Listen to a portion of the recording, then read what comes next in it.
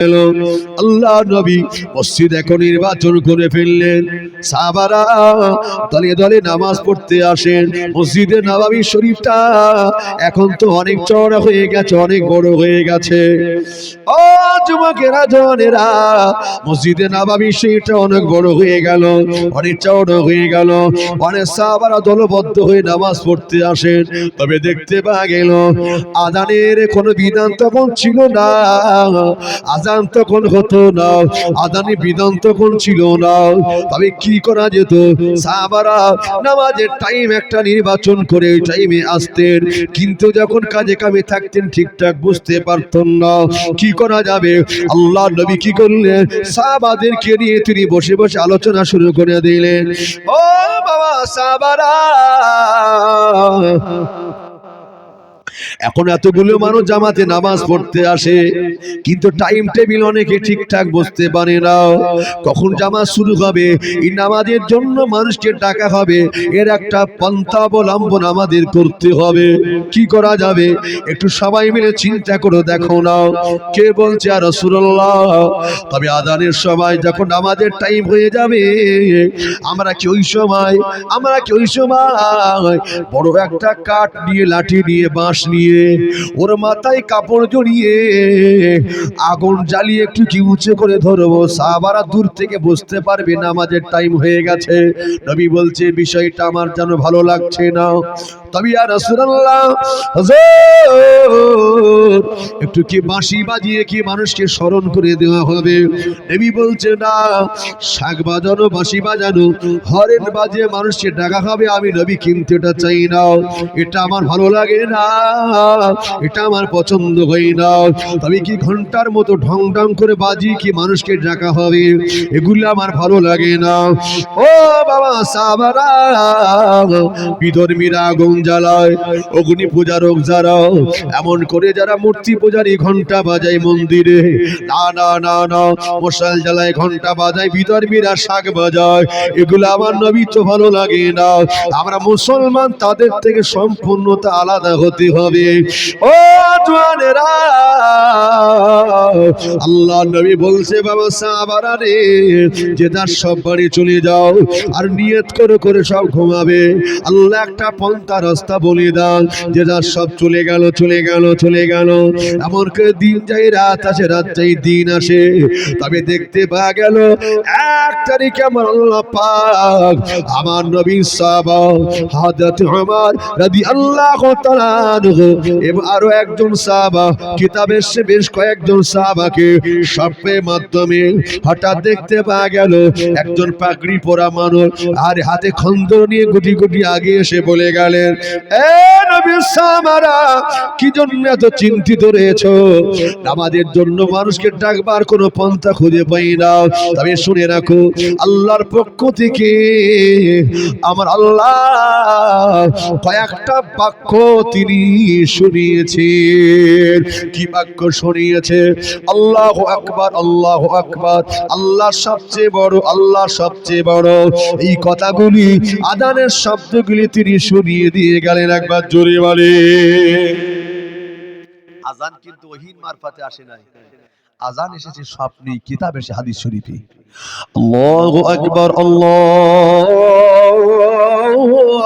আকবার, আল্লাহু আকবার, আল্লাহু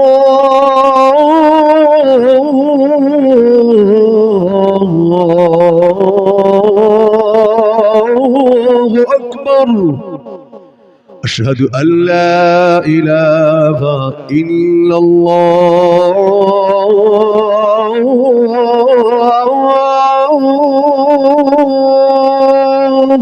জোরে হবে না সুবহানাল্লাহ? চিল্লে বলা যাবে না? আশহাদু আন্না মুহাম্মাদার রাসূলুল্লাহ।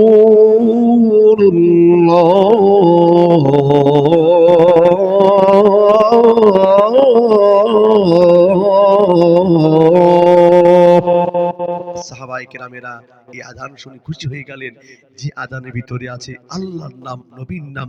আশহাদু আন্না মুহাম্মাদুর রাসূলুল্লাহ, সাক্ষ্য দিচ্ছি আমরা মুহাম্মদ সাল্লাল্লাহু আলাইহি ওয়াসাল্লাম আল্লাহর বান্দা এবং রাসূল। একবার জোরে বলুন, হাইয়া আলাস সালাহ। এসো নামাজের জন্য, হাইয়া আলাল ফালাহ। বান্দা এতে কামিয়াবি আছে, একবার জোরে বলে। ও জওয়ানেরা, ফজরের আজানে একটা শব্দ বেশি আছে না নয়? আসসালাতু খায়রুম মিনান নাওম।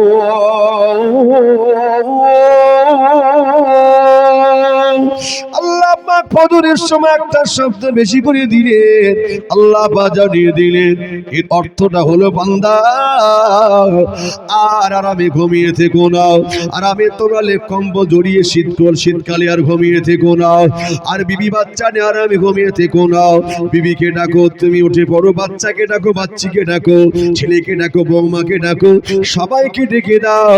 যাব রমজান মাসে রোজা রাখার জন্য, সিহরির জন্য সবাইকে ডাকা হয়। ওরে বাড়িওয়ালা রে, সবাইকে ডেকে তুলে দাও, ওরা ও নামাজ পড়ুক বাড়িতে মহিলারা, আর তোমরা সব মসজিদে হাজির হয়ে নামাজ আদায় করো। কারণ হলো, অর্থ হলো ঘুম থেকে নামাজ হলো উত্তম। একবার জোরে বলি, আর থেকে জোরে বলা যাবে না। আহা, ঘুমিয়ে থেকো না, এই শব্দগুলো যখন এসেছে, নবীর একজন সাহাবা দৌড়ে গিয়ে ফজর নামাজ পড়ে আল্লাহর নবীকে শুনিয়েছি, আর রাসূল এগুলো আমি শুনেছি, এগুলো ঘুমের ঘরে শুনেছি। আর একজন সাহাবা এসে বলছে আমিও শুনেছি, কিন্তু ওমর ফারুক হুজুর চুপচাপ। এই ওমর, তুমি কি শোনো নাই? আমার কাছে খবর আছে তুমিও শুনেছো, কিন্তু তুমি কেন বলো নাই? হুজুর আমি তো শুনেছি, সবাই যখন বলছে বলে আমি আর বলিনি হুজুর। আহা, একটু জোরে বলা যাবে না সুবহানাল্লাহ? নওজওয়ান যুবকেরা, ছেলেরা, বাচ্চারা, নবীর উম্মাতানিরা, যখন আযান যখন হয় তখন আযানের একটা গুরুত্ব আছে না নাই? গুরুত্ব আছে না? যখন আযান হয়, কিতাব এসেছে আযানের শব্দটা যতদূর যাবে ইবলিস শয়তানটা ততটা দূরে পালিয়ে যায়। একবার জোরে বলুন। ও নওজওয়ান যুবকেরা, আযান শুনে জবাব দিতে হবে কি হবে না? আযান শুনলে জবাব দেওয়া হচ্ছে ওয়াজিব। শুনে রাখেন মুরব্বি বাবাজিরা, ছেলেরা, বাচ্চারাও, আযানের সময় কাজ করা যাবে না। আযানের সময় কিন্তু কোনো কথা পর্যন্ত বলা যাবে না। বলা যাবে না কি? আযান হচ্ছে কোনো কথা চলবে না। কারণ আযানটা কি ডাকছে কি নামাজের জন্য। এই কথাটা কার কথা? আল্লাহ ডাকতে বলেছেন। আল্লাহর কথা হাঁকছেন কি মুয়াজ্জিন সাহেব? আহা, আল্লাহ যখন ডাকছে বান্দাদের, এই সময় কথা বললে গুনাহ হবে কি হবে না? এই জন্য খবরদার কথা বলা যাবে না। ও নওজওয়ান যুবকেরা, অনেকের ঘরে আযান হলে টিভি চলে, টিভির সাউন্ডটা বন্ধ করে দেয়, কিন্তু ছবি চলে। হয় কি হয় না? মানে চায়ের দোকানে আপনার দিকে সে হয় না মনে হয়? হয় হয়, হ্যাঁ, মানে সব জায়গায় একই কেস। আল্লাহ, শুধু তাই নয়, মোবাইলে সিরিয়াল দেখছে, সাউন্ডটা বন্ধ করে রেখেছে, ছবি কিন্তু চলছে। মানে বন্ধ করা যাবে না, খালি আযান হচ্ছে তাই সাউন্ডটা জায়ক করে বন্ধ করে দিয়েছি। ও জওয়ানেরা, মুরব্বিরা, ও মায়েরা, বোনেরা, বেটিরা, খবরদার খবরদার, আযান হয়ে গেলে আর কোনো কথা বলা চলবে না। আযান হয়ে গেলে বিরক্ত বোধ করা যাবে না। আযান যখন হবে একটু কান পতে শ্রবণ করো। আযানের শব্দটা যত দূরে যাবে আল্লাহর রহমত তত দূর পর্যন্ত নাজিল হয়ে যায়। একবার জোরে বলে। এজন্য আযান শুনে যারা ঘুমিয়ে থাকে ওদের নামাজটা কিন্তু কাজা হয়ে যায়। কারণটা কি জানেন? আযান হলে শয়তান পালিয়ে যায়। আযান শুনে বান্দা যদি ঘুমায়, কিতাব এসেছে আর ঘুমিয়ে থেকো না, উঠে বড় আযান শেষ হওয়ার আগে। কথা বুঝতে পারছেন? এক হচ্ছে আস্তে আস্তে দাও, আর কথা বলুন, ঠিক আছে? আস্তে আস্তে দাও। দেখ, প্রতি রাতে যে মেহমানদারি হয়, আল্লাহর শুকরিয়া, আল্লাহর খাস রহমত শীতের সময় আল্লাহ কবুল করুক। জোরে বলুন আল্লাহুম্মা আমিন, মুহাব্বত করে বলুন আল্লাহুম্মা আমিন। একবার তাকবীর দেন না? আরে তাকবীর। খেয়াল থাকবে আমার দিকে, নাহলে গুলিয়ে যাবে কিন্তু। কথা বললেন? চলুন। তাহলে কি বোঝাচ্ছিলাম? আযান যখন হবে, কিতাব এসেছে, নবী বলেছেন আযানের শব্দ কানে গেল, তুমি ঘুমাচ্ছ, দুপুরে ভাত খেয়ে, আসরে আযান হচ্ছে, আর ঘুমিয়ে থেকো না। তুই ভাবছে আযান শুনতে পাচ্ছি, কিন্তু জামাতে একটু 15 মিনিট তো পরে এখানে হয় আপনাদের। 15 মিনিট পরে যখন হয়, আমার বাড়ি এই পাশে, তো যেতে লাগবে 2 মিনিট, ওযু করতে লাগবে 1 মিনিট, সব মিলিয়ে 3 মিনিট, বড় জোর 5 মিনিট ধরলাম, 10 মিনিট একটু ঘুমিয়ে নেই। যার এরকম মনোভাব নিয়েছে ওই ব্যক্তিটার নামাজ কাদা হয়ে গেছে। কেন? আজান হয়ে গেলে তখন কি হয়, ইবলিস পালিয়ে যায়। আবার আজান হওয়ার পরে যদি বান্দা শুয়ে থাকে, ইবলিসের চেহারাটাকে মেসেজ করে আরামদায়ক বানিয়ে দেয়, বান্দা ঘুমো, টাইম বাকি আছে। তখন একটা আরামের ঘুম এসে যায়, আর কিছুই মনে থাকে না। নওজওয়ান যুবকেরা, ছেলেরা, বাচ্চারা, এজন্য আজান যখন শুনতে পাবেন আর চিন্তা বেশি থাকতে পারবেন না। আজান শেষ হওয়ার আগে আপনি তাড়াতাড়ি করে উঠে পড়ুন। ও জওয়ানেরা, আজানের অনেক গুরুত্ব রয়েছে, এত বিস্তারিত গেলে মূল জায়গায় আমি যেতে পারবো না। আমি ফিরে আসি। তবে যিনি মসজিদে আজান দেন, যে মুয়াজ্জিন সাহেব মসজিদে আজান দেয়, কিতাবে লেখা হলো ওই মুয়াজ্জিন সাহেবের সম্মান আল্লাহ কিন্তু অনেক গুণ বানিয়ে দেয়। কিতাবে লেখা হলো কিয়ামতের দিনে আমার আল্লাহ পাক ওই মুয়াজ্জিন সাহেবের মাথা সবার আল্লাহ পাক উঁচু করে দেয়। একবার জোরে বলে, আরো জোরে হবে না? মুয়াজ্জিন সাহেবের মাথাটা সবার চেয়ে উঁচু করে দেবে আল্লাহ। সবাই বলি মানুষটা কি, মানুষগুলির মাথা এত উঁচু কেন? এরা কারা? ওরা দুনিয়ার বুকে মানুষকে আজান দিয়ে নামাজের জন্য ডেকেছিল, তাই আল্লাহ ওজন্য ওদের ইজ্জতকে বুলন্দ করে দিয়েছে। একবার জোরে বলুন সুবহানাল্লাহ। নওজওয়ান যুবকেরা, ছেলেরা, বাচ্চারা, এই জন্য মুয়াজ্জিন সাহেবের সম্মান আছে না নাই? আছে না? মুয়াজ্জিনকে কি কষ্ট দেওয়া যাবে নাকি ভাই? খবরদার না। মুয়াজ্জিন সাহেব, ইমাম সাহেবকে কষ্ট দেওয়া যাবে না। আল্লাহ ওদের একটা সম্মান দিয়েছে, একটা আলাদা। ইমাম মানে নেতা। গাড়ির যেমন ইঞ্জিন থাকে সামনে, ট্রেন চলছে, ট্রেনের ইঞ্জিনটার সামনে থাকে, সামনের বগিটা হলে ইঞ্জিন। ইঞ্জিন যেদিকে যাবে ট্রেন কিন্তু সেদিকে যাবে, তাই না? ইমাম যেদিকে যাবে মুসল্লিরা সেদিকে যাবে। এই জন্য ইমামকে কষ্ট দেওয়া যাবে না, মুয়াজ্জিন সাহেবকে কষ্ট দেওয়া যাবে না। ওদের অভাব অনটন যেন না থাকে, এগুলো খেয়াল রাখার দরকার আছে না নাই? এগুলো একটু বলি আমরা সব জায়গায় প্রসঙ্গ আসলে। কেন? কারণ অনেক সময় দেখা যায় আমরা এই জলসা করতে এসেছি, আমাদের আদর আপ্যায়ন যত্ন আহ্বান যথেষ্ট আলহামদুলিল্লাহ হচ্ছে, খুব ভালোবাসছেন এলাকার লোক, খাওয়া দাওয়া ত্রুটি নেই আলহামদুলিল্লাহ। কিন্তু এই মাহফিল হয়ে গেলে আমাকে ডাকলে পরের দিন আসবার, তো হুজুর আসেন আমার বাচ্চাটাকে একটু ফুঁক দিয়ে যান, আমি আসবো নাকি? আর সময় নেই। হ্যাঁ, হুজুর আসেন আমাকে একটু তাবিজ দিয়ে যান, আমাকে আর পাবেন না। পাবেন কাকে? আমার একটা ছেলে মারা গেল, একটুখানি জানাজা পড়াতে হবে, আমাকে ডাকলে কিন্তু পাবেন না। কোন হুজুরকে ডাকলে আপনি পাবেন না। রাত 12টার সময় আপনার ওয়াইফ যদি জেনারেশন হয়ে যায়, ছটফট করে আমাকে ডাকলে কিন্তু আর পাবেন না। ঠিক বলছি ভুল বলছি? বলুন, কাকে পাবেন? আপনার ইমাম সাহেবকে পাবেন, আপনার এলাকার আলেমকে আপনি পাবেন, ঠিক না ভুল গো? আপনার মুয়াজ্জিন সাহেবকে আপনি পাবেন। যাদের বিপদের দিনে আমরা পাবো, ওদের সঙ্গে সম্পর্ক বেশি রাখার দরকার আছে না নাই? ও জওয়ানেরা, যুবকেরা, আপনি যদি মারা যান, যদি বিদায় নিয়ে যান, আপনার কবরের পাশে আমি দাঁড়িয়ে কিন্তু দোয়া চাওয়ার সুযোগ পাবো না। কিন্তু আপনার মসজিদের ইমাম আপনার ছেলে ডেকে নিয়ে যাবে, আমার আব্বা জান মারা গেছে, একটু দোয়া করবেন, চলেন। আমি কি ঠিক বলছি না ভুল বলছি? ডেকে নিয়ে যাবে না? এখন ইমাম যদি মনে করে যে ব্যক্তিটা মারা গেছে বেচারা দুনিয়াতে আমাকে অনেক কষ্ট দিয়েছিল, কিন্তু ছেলের কাছে বলতে না পেরে দুটি হাত তুলে দোয়া চাইলে সেই দোয়া কি আল্লাহকে যাবে নাকি? ইমামকে যদি আপনি খুশি করিয়ে দিয়ে যান, অন্তর থেকে দোয়া বেরিয়ে যায়। বিশ্বাস করুন, আমাদের নামাজ কাজা হতে পারে, ইমামের নামাজ কাজা হয়ে যায় না। কথা ঠিক বলছি ভুল বলছি? ওদের দোয়া আল্লাহ কারেন্টের মতো কবুল করে নেয়। একবার জোরে বলুন, আরো জোরে হবে না? আপনি জানেন কিয়ামতের দিন আল্লাহ পাক আপনার গুনাহ কিতাব এসেছে, বান্দার গুনাহে ভরপুর, সব শেষ, নিরেট একদম, কোনো সওয়াব নাই। আল্লাহ রাগ করে বলছে যা জাহান্নামে চলে যা। যেই বলেছে বান্দা দ্রুত গতিতে জাহান্নামে যাচ্ছে, ছুটে ছুটে ছুটে ছুটে, এই বান্দা দাঁড়া। বান্দা ডাক দেয়, আল্লাহ ডাক দিচ্ছে দাঁড়া। আবার বান্দা দাঁড়িয়ে গেল, আল্লাহ আপনি ডাকলেন কেন? এই বান্দা, তোর বলেছি জাহান্নামে যা, তুই তো রানিং এ যাচ্ছিস রে, তুই তো দ্রুত গতিতে যাচ্ছিস রে, তোর কি ভয় লাগেনি একবার জাহান্নামটা? আল্লাহ আমি জানি, জাহান্নামটা অনেক কষ্টদায়ক আল্লাহ। তবে আমি দৌড়ে কেন যাচ্ছি, যদি আমি দেরিতে যাই আপনি রাগ করে এর চারও আযাবে জাহান্নাম আরো কঠিন জায়গা থাকলে যদি সেখানে যদি দেন, যদি দেরি করি রাগ করে এর চেয়ে আরো কঠিন জায়গা থাকলে যদি সেখানে যদি দেন, এজন্য আমি দৌড়ে চলে যাচ্ছি।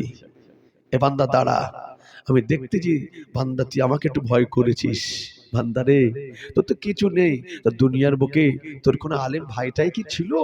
তাও তো ছিল না। বান্দারে দুনিয়ার বুকে কোন আলেমের সাথে সম্পর্ক ছিল? তাও তো ছিল না। এই তুই তো যে মহল্লা বাস করতিস ওই মসজিদের ইমাম ছিল কি ছিল না? আল্লাহ ছিল, তার সাথে কি একটা সুসম্পর্ক ছিল? তাকে কোনোদিন খুশি করিয়েছো? মুসাফা করে দুটো টাকা দিয়েছো? ইমামকে খুশি করিয়েছো, আলেমকে খুশি করিয়েছো? না আল্লাহ, তাও তো করিনি। যা জাহান্নামে চলে যা। চলে যাচ্ছে, আল্লাহ আবার ডাক দেবে, এদিকে আয়। আবার ডাক দেওয়ার পর বান্দা দাঁড়িয়ে যাবে, আল্লাহ আবার কিছু বলবেন। আল্লাহ আল্লাহ বলছে, বান্দা আমি তো আলিমুল গায়ব, আমি সব খবর রাখি। বান্দারে তোর আলেমের কোন আলেমের সাথে তোর কোনো সম্পর্ক ছিল না আমি জানি, কিন্তু তোর একটা বন্ধু ছিল, তোর একটা বন্ধু ছিল, সাধারণ ছেলে। ওই ছেলেটার সাথে একটা মসজিদের ইমামের সাথে আলেমের সাথে সুসম্পর্ক ছিল। আমি আল্লাহ পাক তোর বন্ধুর বন্ধু আলেম ছিল, আমি আল্লাহ ওই ওসিলায় তোকে নাজাত দিয়ে দিলাম। একবার জোরে বলুন। আরো জোরে বলা যাবে না? নারাই দেখবে। কারণ আলেমেরা কারা? আল উলামা ওয়ারাসাতুল আম্বিয়া। আলেমরা হচ্ছে আমার নবীর ওয়ারিস। আপনার গ্রামের ছেলেরা যারা মাদ্রাসায় পড়ছে ওদের জন্য দোয়া করবেন, ঠিক না বেঠিক বলুন? এরা তো আমাদের ভবিষ্যতের কি, এরা তো ভবিষ্যতের আমাদের জন্য কি রাহবার। এরা তো এক একটা ইসলামের খুঁটি তৈরি হচ্ছে। এদের জন্য দোয়া করবেন, আর্থিক সহযোগিতা করবেন, আল্লাহ যেন কবুল করে। আজকে আপনার এই মক্তবের বাচ্চাগুলো এখানে কেরাত গজল পড়েছে না পড়ে নাই? এর পিছনে আলেম ওলামাদের অবদান ছিল কি ছিল না? আপনি জানেন, আপনি মরে গেলে ওই কবরের পাশে কোন পীর সাহেব দোয়া করবে, কবুল হবে কি গ্যারান্টি নেই।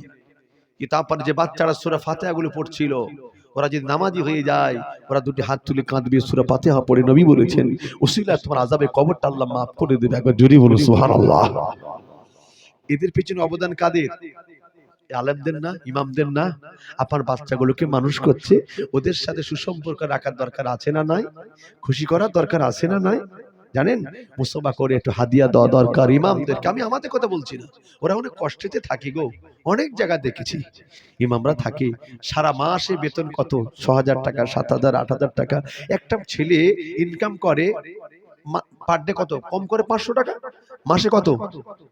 ১৫,০০০ টাকা যদি একটা ছেলে পায় পার মাসে, তার সংসার চলতে অসুবিধা আছে? একটা ইমাম সাহেব তার মাইনে কত? ৮০০০ টাকা, ৯০০০ টাকা, ১০,০০০ টাকা। সংসার চালাতে কষ্ট আছে না নাই? আছে। যে মনে যদি কষ্ট থাকে, এই কষ্টটা দূর করার দায়িত্ব তো আপনাদের মহল্লাবাসীদের, কথা ঠিক কিনা?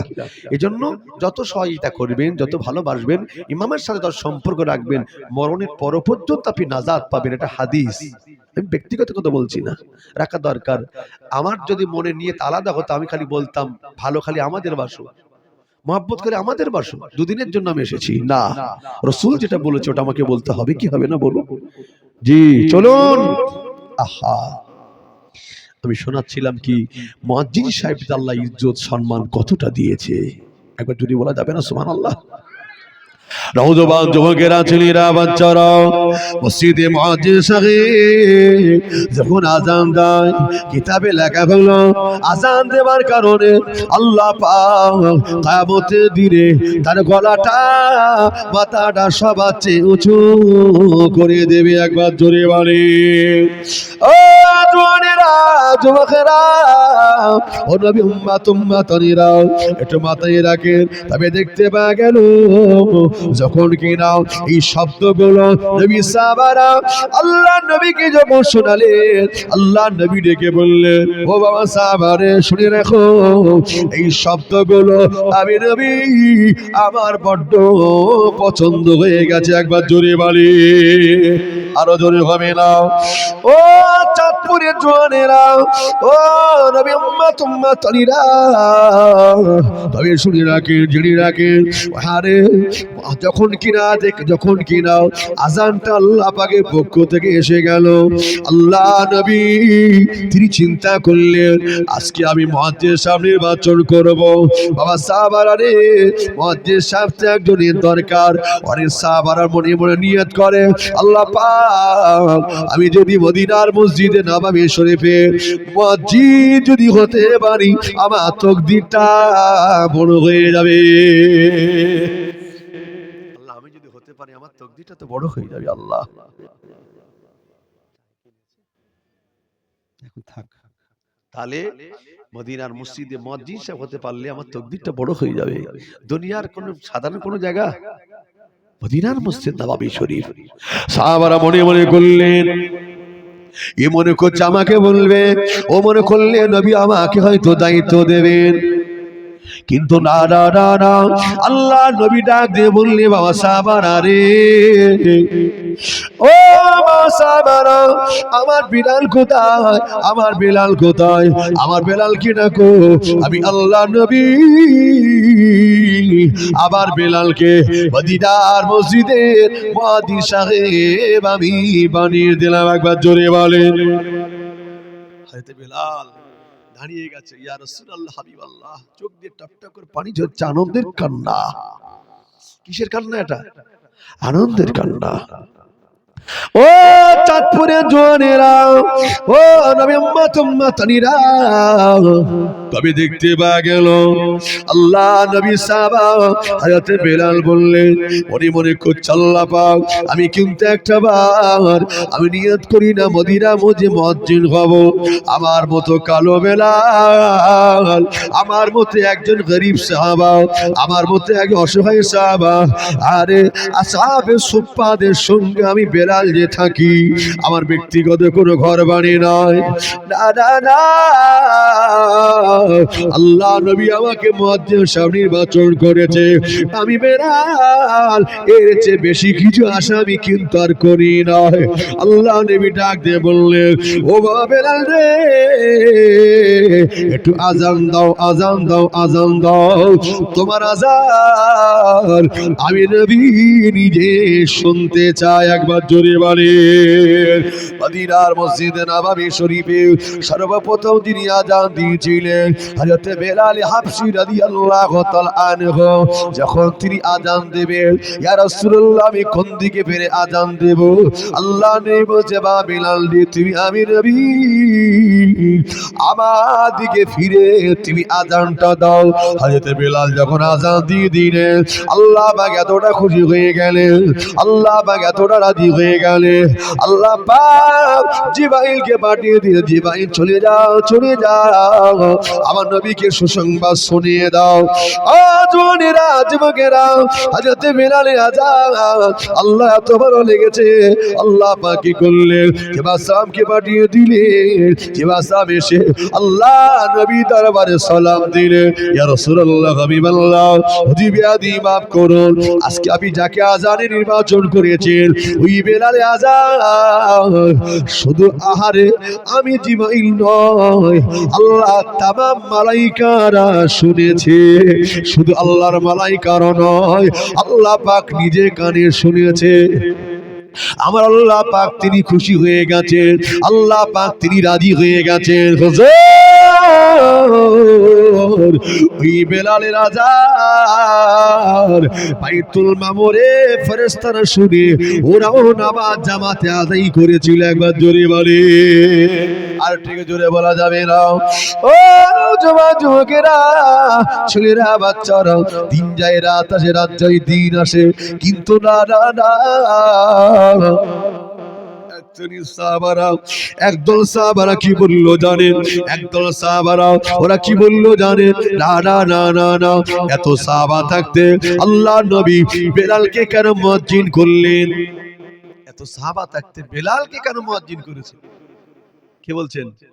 নবীর কিছু সাহাবারা কেন, হয়তো বেলাল একটু দেখতে কালো, হয়তো বেলাল একটু জবানটা একটু জড়িয়ে যায়, কেন ওকে মুয়াজ্জিন করেছে, অন্য কাউকে করতে পারলো না? এই সমস্ত খবর নবীর কাছে যায় কি যায় না? আল্লাহ পৌঁছে দেয়। আল্লাহ নবী বললে, বাবা সাহাবারে, আজ আমি বেলালকে আযান দিতে বন্ধ করে দিলাম।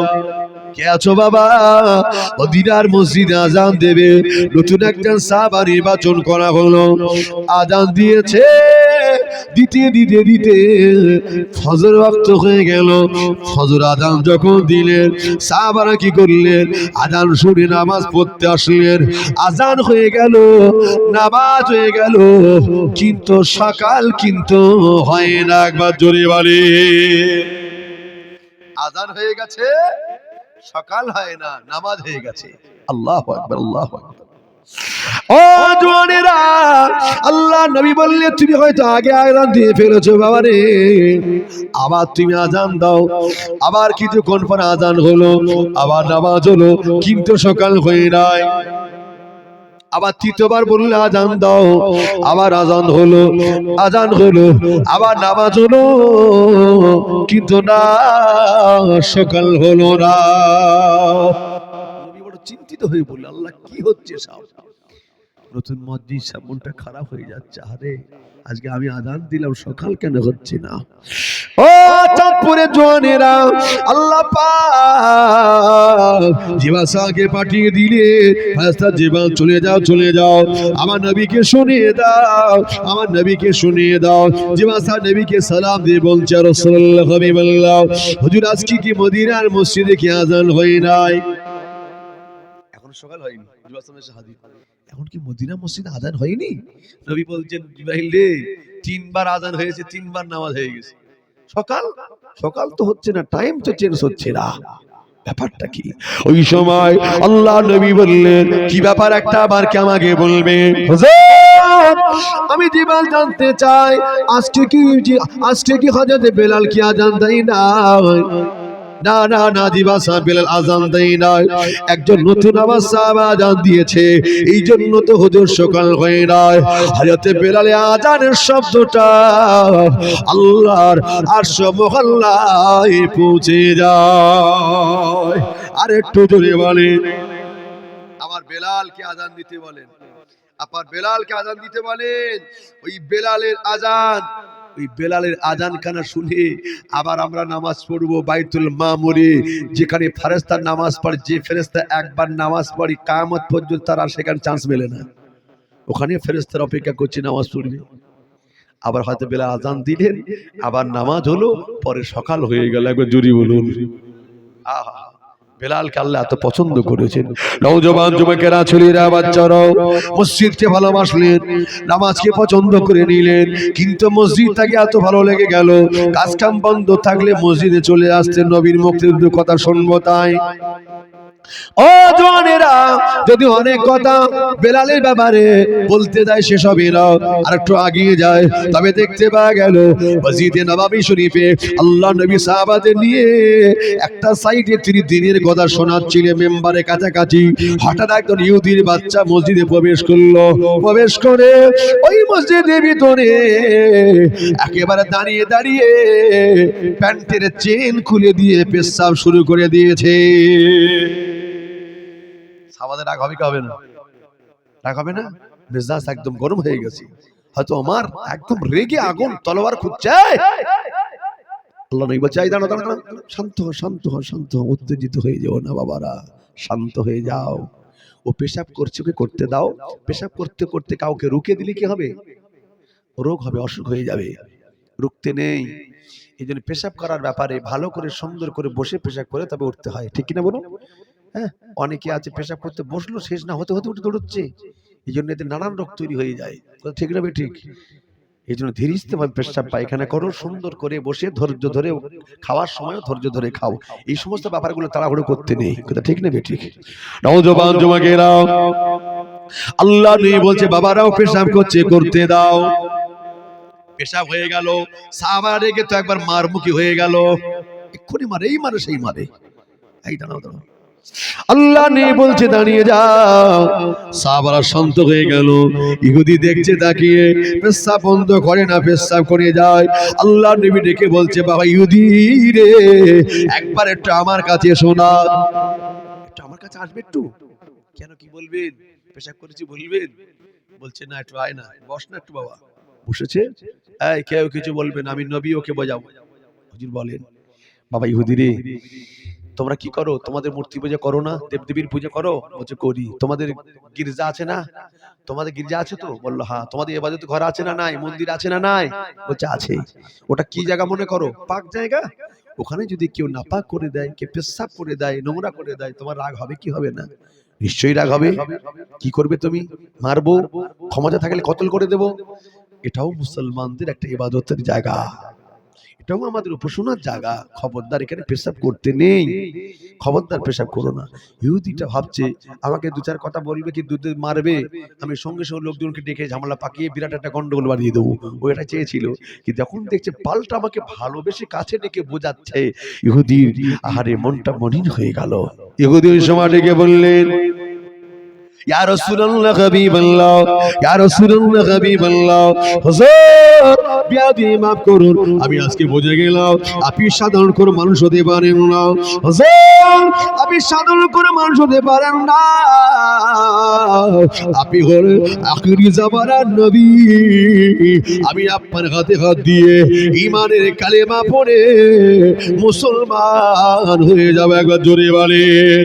ও নওজোয়ান যুবকেরা, আর একজন ইহুদি, এর ব্যাপারে অনেক কথা রয়েছে।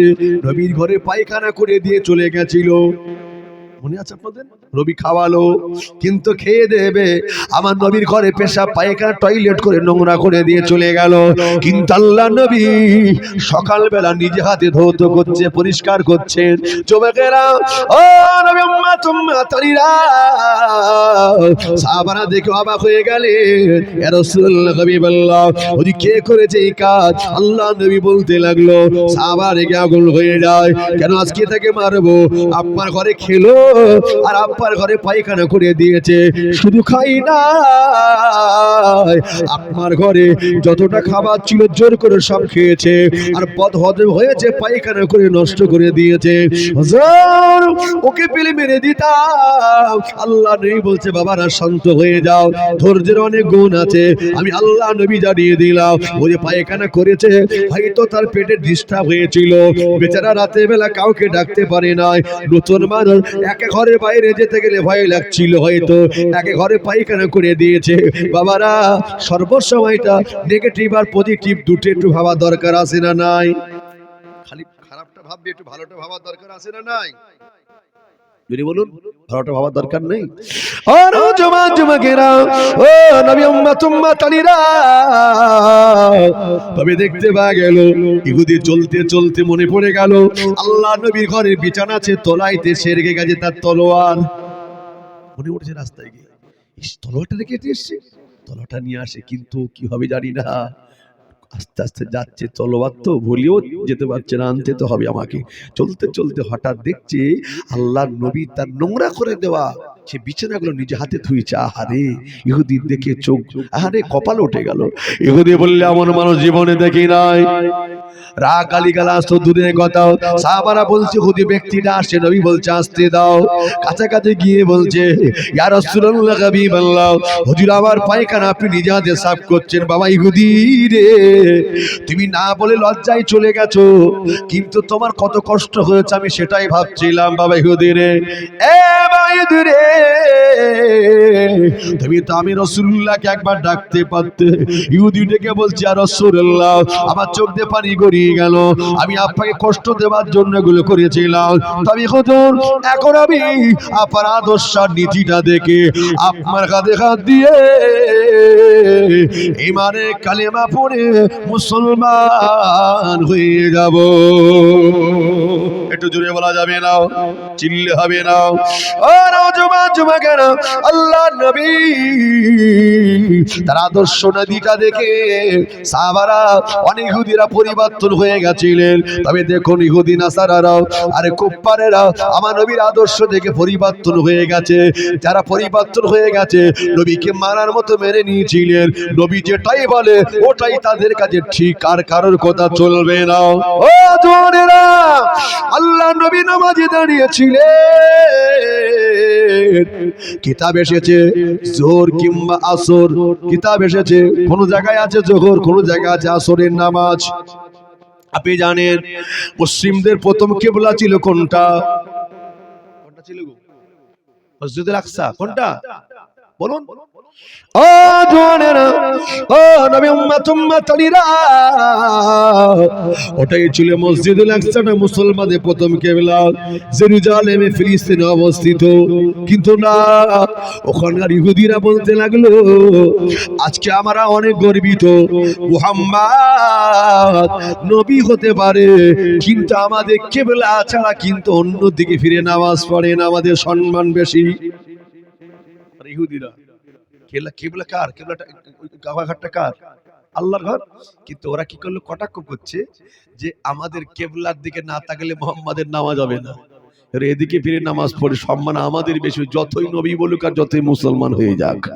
আল্লাহ নবী নামাজে দাঁড়িয়ে আল্লাহ নবী বিষয়টা একটু ভাইটাল হয়ে ভাবলেন, দুঃখ প্রকাশ করলেন। ও জওয়ানেরা যুবকেরা, নবী আমার আসরের কিংবা এশার নাসর কিংবা যোহরের নামাজ কোন একটা টাইমে আল্লাহ নবী নামাজ পড়ছিলেন, হঠাৎ নামাজের ভিতরে 2 রাকাত নামাজ হয়ে গেল। ও রব্বি আল্লাহ, আমি যোহরের 2 রাকাত নামাজ পড়ে ফেললাম।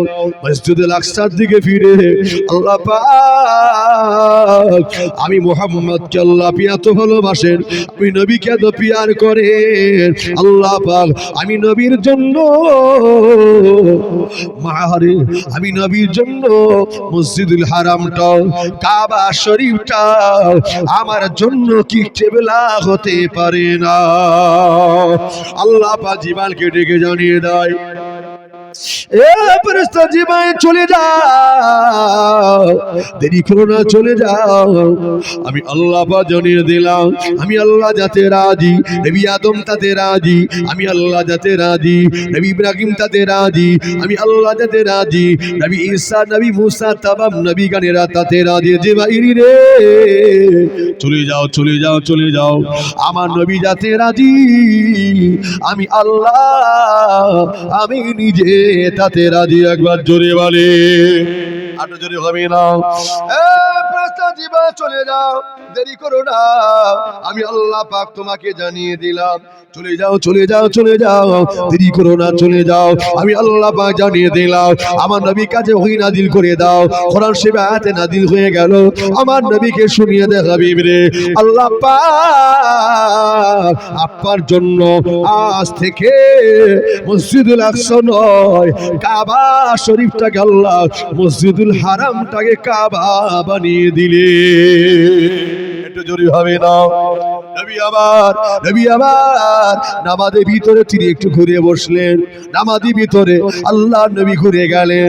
ও যুবকেরা, 2 রাকাত নামাজের পরে এখন জেরুজালেম ফিলিস্তিনের দিকে নয়, মসজিদুল আকসার দিকে নয়, বাকি 2 রাকাতটা মক্কা শরীফে মসজিদুল হারাম কাবা শরীফের দিকে বাকি 2 রাকাত নামাজ তিনি আদায় করতে লাগলেন।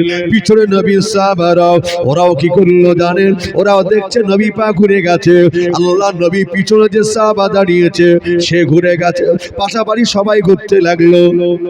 যখন পিছনে কাতার ঘুরে গেল, তারপরে পিছন কাতার তাদের দিকে ঘুরে গেল, ঘুরতে ঘুরতে মসজিদে নববী ঘুরতে ঘুরতে আল্লাহ নবী तमाम সাহাবারা আল্লাহ নবীকে দেখে ওরাও কিন্তু ঘুরেছিল। একবার জোরে বলে, আরো জোরে হবে না? আল্লাহ নবী ঘুরেছেন, সাহাবারা ঘুরে গেছে। নবী নামাজে পড়ে বলছে, বাবারা কি ব্যাপার গো, আমি নবী ঘুরে গেছি তোমরাও ঘুরে গেছো? কারণটা কি? ইয়া রাসূলুল্লাহ, হাবিবাল্লাহ, হুজুর আপনি তো আমাদের কাবা মনে করলাম, হুজুর আপনি যেদিকে ঘুরবেন আমরাও তো সেদিকে ঘুরবো। আল্লাহর পরে আপনার স্থান, আপনাকে এত মহব্বত করি, আপনি যা করতে বলবেন আমরা সেটাই করতে রাজি। আপনি যখন ঘুরেছেন আমরাও ঘুরেছি, ইক্তেদা তো আপনার পিছনে আমরা করেছি, আপনি ঘুরেছেন আমরা ঘুরেছি, এর কারণটা কি জানি না। বাবারা, ওহী নাজিল হয়ে গেছে।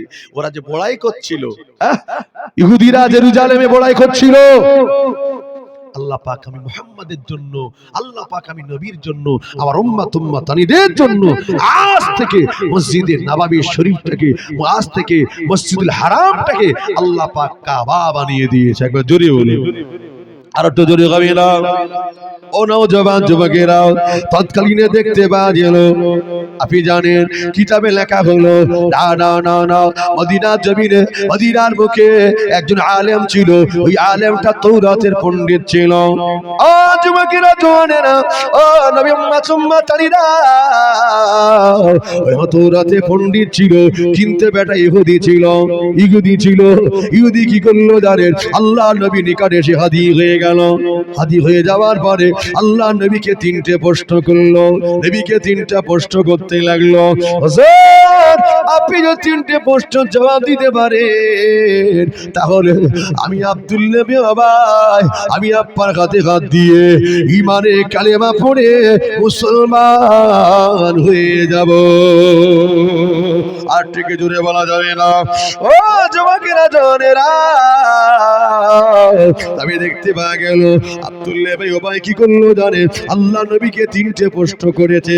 আমার নবী পাকের, আব্দুল্লাহ ভাই বলতে দেরি হলো, আমার নবী পাকের কিন্তু উত্তর দিতে দেরি হলো না। এখন নবী হাতে হাত দিয়ে মানে কলমা পড়ে নিল। ওরা যারা ইহুদি, যারা ওকে দেখে স্মরণ করতো, যারা এখন কি বললো? তোমার স্মরণকৃত মানুষগুলো কি তোমার এই দাবি মেনে নেবে?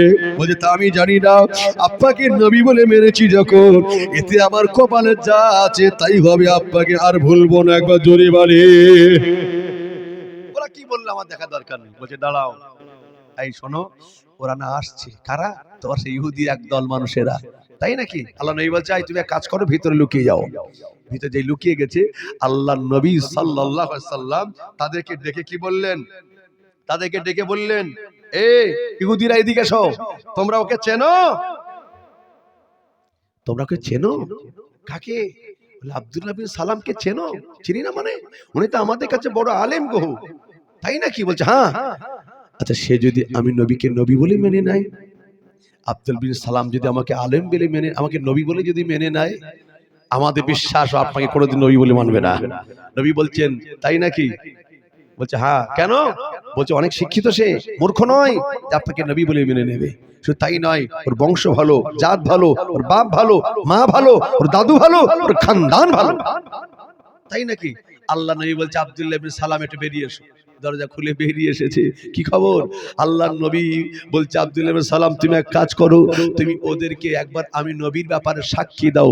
উনি বললেন আশহাদু আল্লা ইলাহা ইল্লাল্লাহু ওয়াহদাহু লা শারীকা লাহু ওয়া আশহাদু আন্না মুহাম্মাদান আবদুহু ওয়া রাসূলুহু। একবার জোরে বলেন, আরো জোরে হবে না? এই ইহুদিরা, তাকিয়ে দেখো আব্দুল্লাহ বিন সালাম কি করলো। আমি নবী, আমার উপরে কলেমাটা সে পড়ে নিয়েছে, আমি নবীকে এখন নবী বলে মেনে নিয়েছে। এখন তোমরা আর কি বলবে বলো? ওরা তখন বলছিল, হে মুহাম্মদ, আব্দুল্লাহ বিন সালাম পাগল, ওর কথা নেওয়া যাবে না। ওর বাপ মা ভালো না, ওর জাত ভালো না, ওর দাদু ভালো না, ওর দাদিমা ভালো না, ওর ব্রেন ঠিক নেই, মেন্টাল হয়ে গেছে, ওর কথা নেওয়া যাবে না। আল্লাহ নবী বলছে আব্দুল্লাহ সালাম রে, এতদিন যারা তোমাকে বড় পণ্ডিত আলেম বলে মনে করতো, এতদিন তোমার পেছনে ওঠা বসা করতো, যেই তুমি আমি মুহাম্মদকে নবী বলে মেনেছো, এখন তুমি কি ওদের রূপটা দেখতে পেলে? এখন তুমি ওদের রূপটা দেখেছো? আল্লাহ নবী এই কথা শুনে আব্দুল্লাহ সালাম বলছে, একবার দরুদ শরীফ আল্লাহুম্মা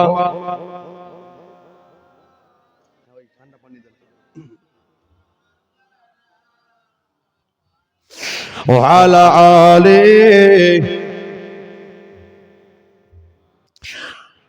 ও নওজওয়ান যুবকেরা, ও নবী উম্মতানিরা,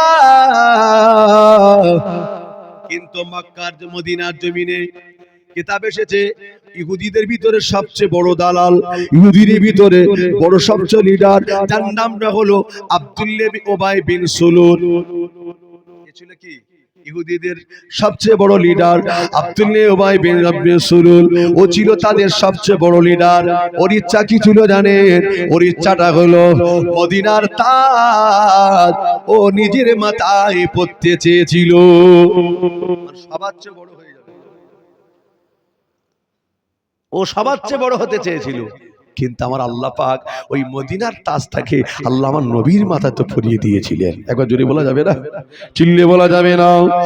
আর জমা কেন কোন মতে আমার নবীর সাথে পেরে উঠছে না, শত্রুতা করেই যাচ্ছে। কিন্তু সে তো মুনাফিক, আমার নবীর সামনে এসে আমার নবীর হয়ে কথা বলে, আর পিছনে গেলে আমার নবীর বিরুদ্ধে সে ষড়যন্ত্র করে। কি ষড়যন্ত্র করে? এখানকার খবর মক্কাতে পৌঁছে দেয়, আর আবু জেহেলের সাহায্য সে নিয়ে কাজ করতে চায়, এখানে এদের ক্ষতি করতে চায়। এমনকি নবীর সাহাবাদের ছাগলগুলো যখন ওই বাগানে আগানে বাঁধতো, ও দেখে খবর দিয়ে ওই ছাগলগুলোকে নিয়ে তারা পালিয়েও চলে যেত।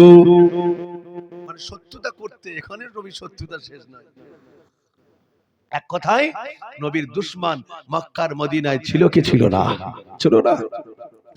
ও নওজোয়ান যুবকেরা, খবর যখন পৌঁছে যায়, আবুদের কানে পৌঁছে যায়, আবু সুফিয়ানের কানে পৌঁছে যায়, না না না, যে মুহাম্মদকে আমরা তাড়িয়ে দিয়েছি, ওই মুহাম্মদ কিন্তু সে বসে নেই, মুহাম্মদ বসে নেই। ওই মুহাম্মদ মক্কায় গিয়ে দিনের দাওয়াত দিতে লাগে, মক্কায় গিয়ে দিনের দাওয়াত দিতে লাগে। দেখতে পাওয়া যায় দলে দলে দলে দলে সবাই আমার নবী হাতে হাত দিয়ে ইমানে কালেমা পড়ে মুসলমান হয়ে যাচ্ছিল। একবার জোরে বাড়ি, আর একটু জোরে হবে না? এটি কালমা যে লা ইলাহা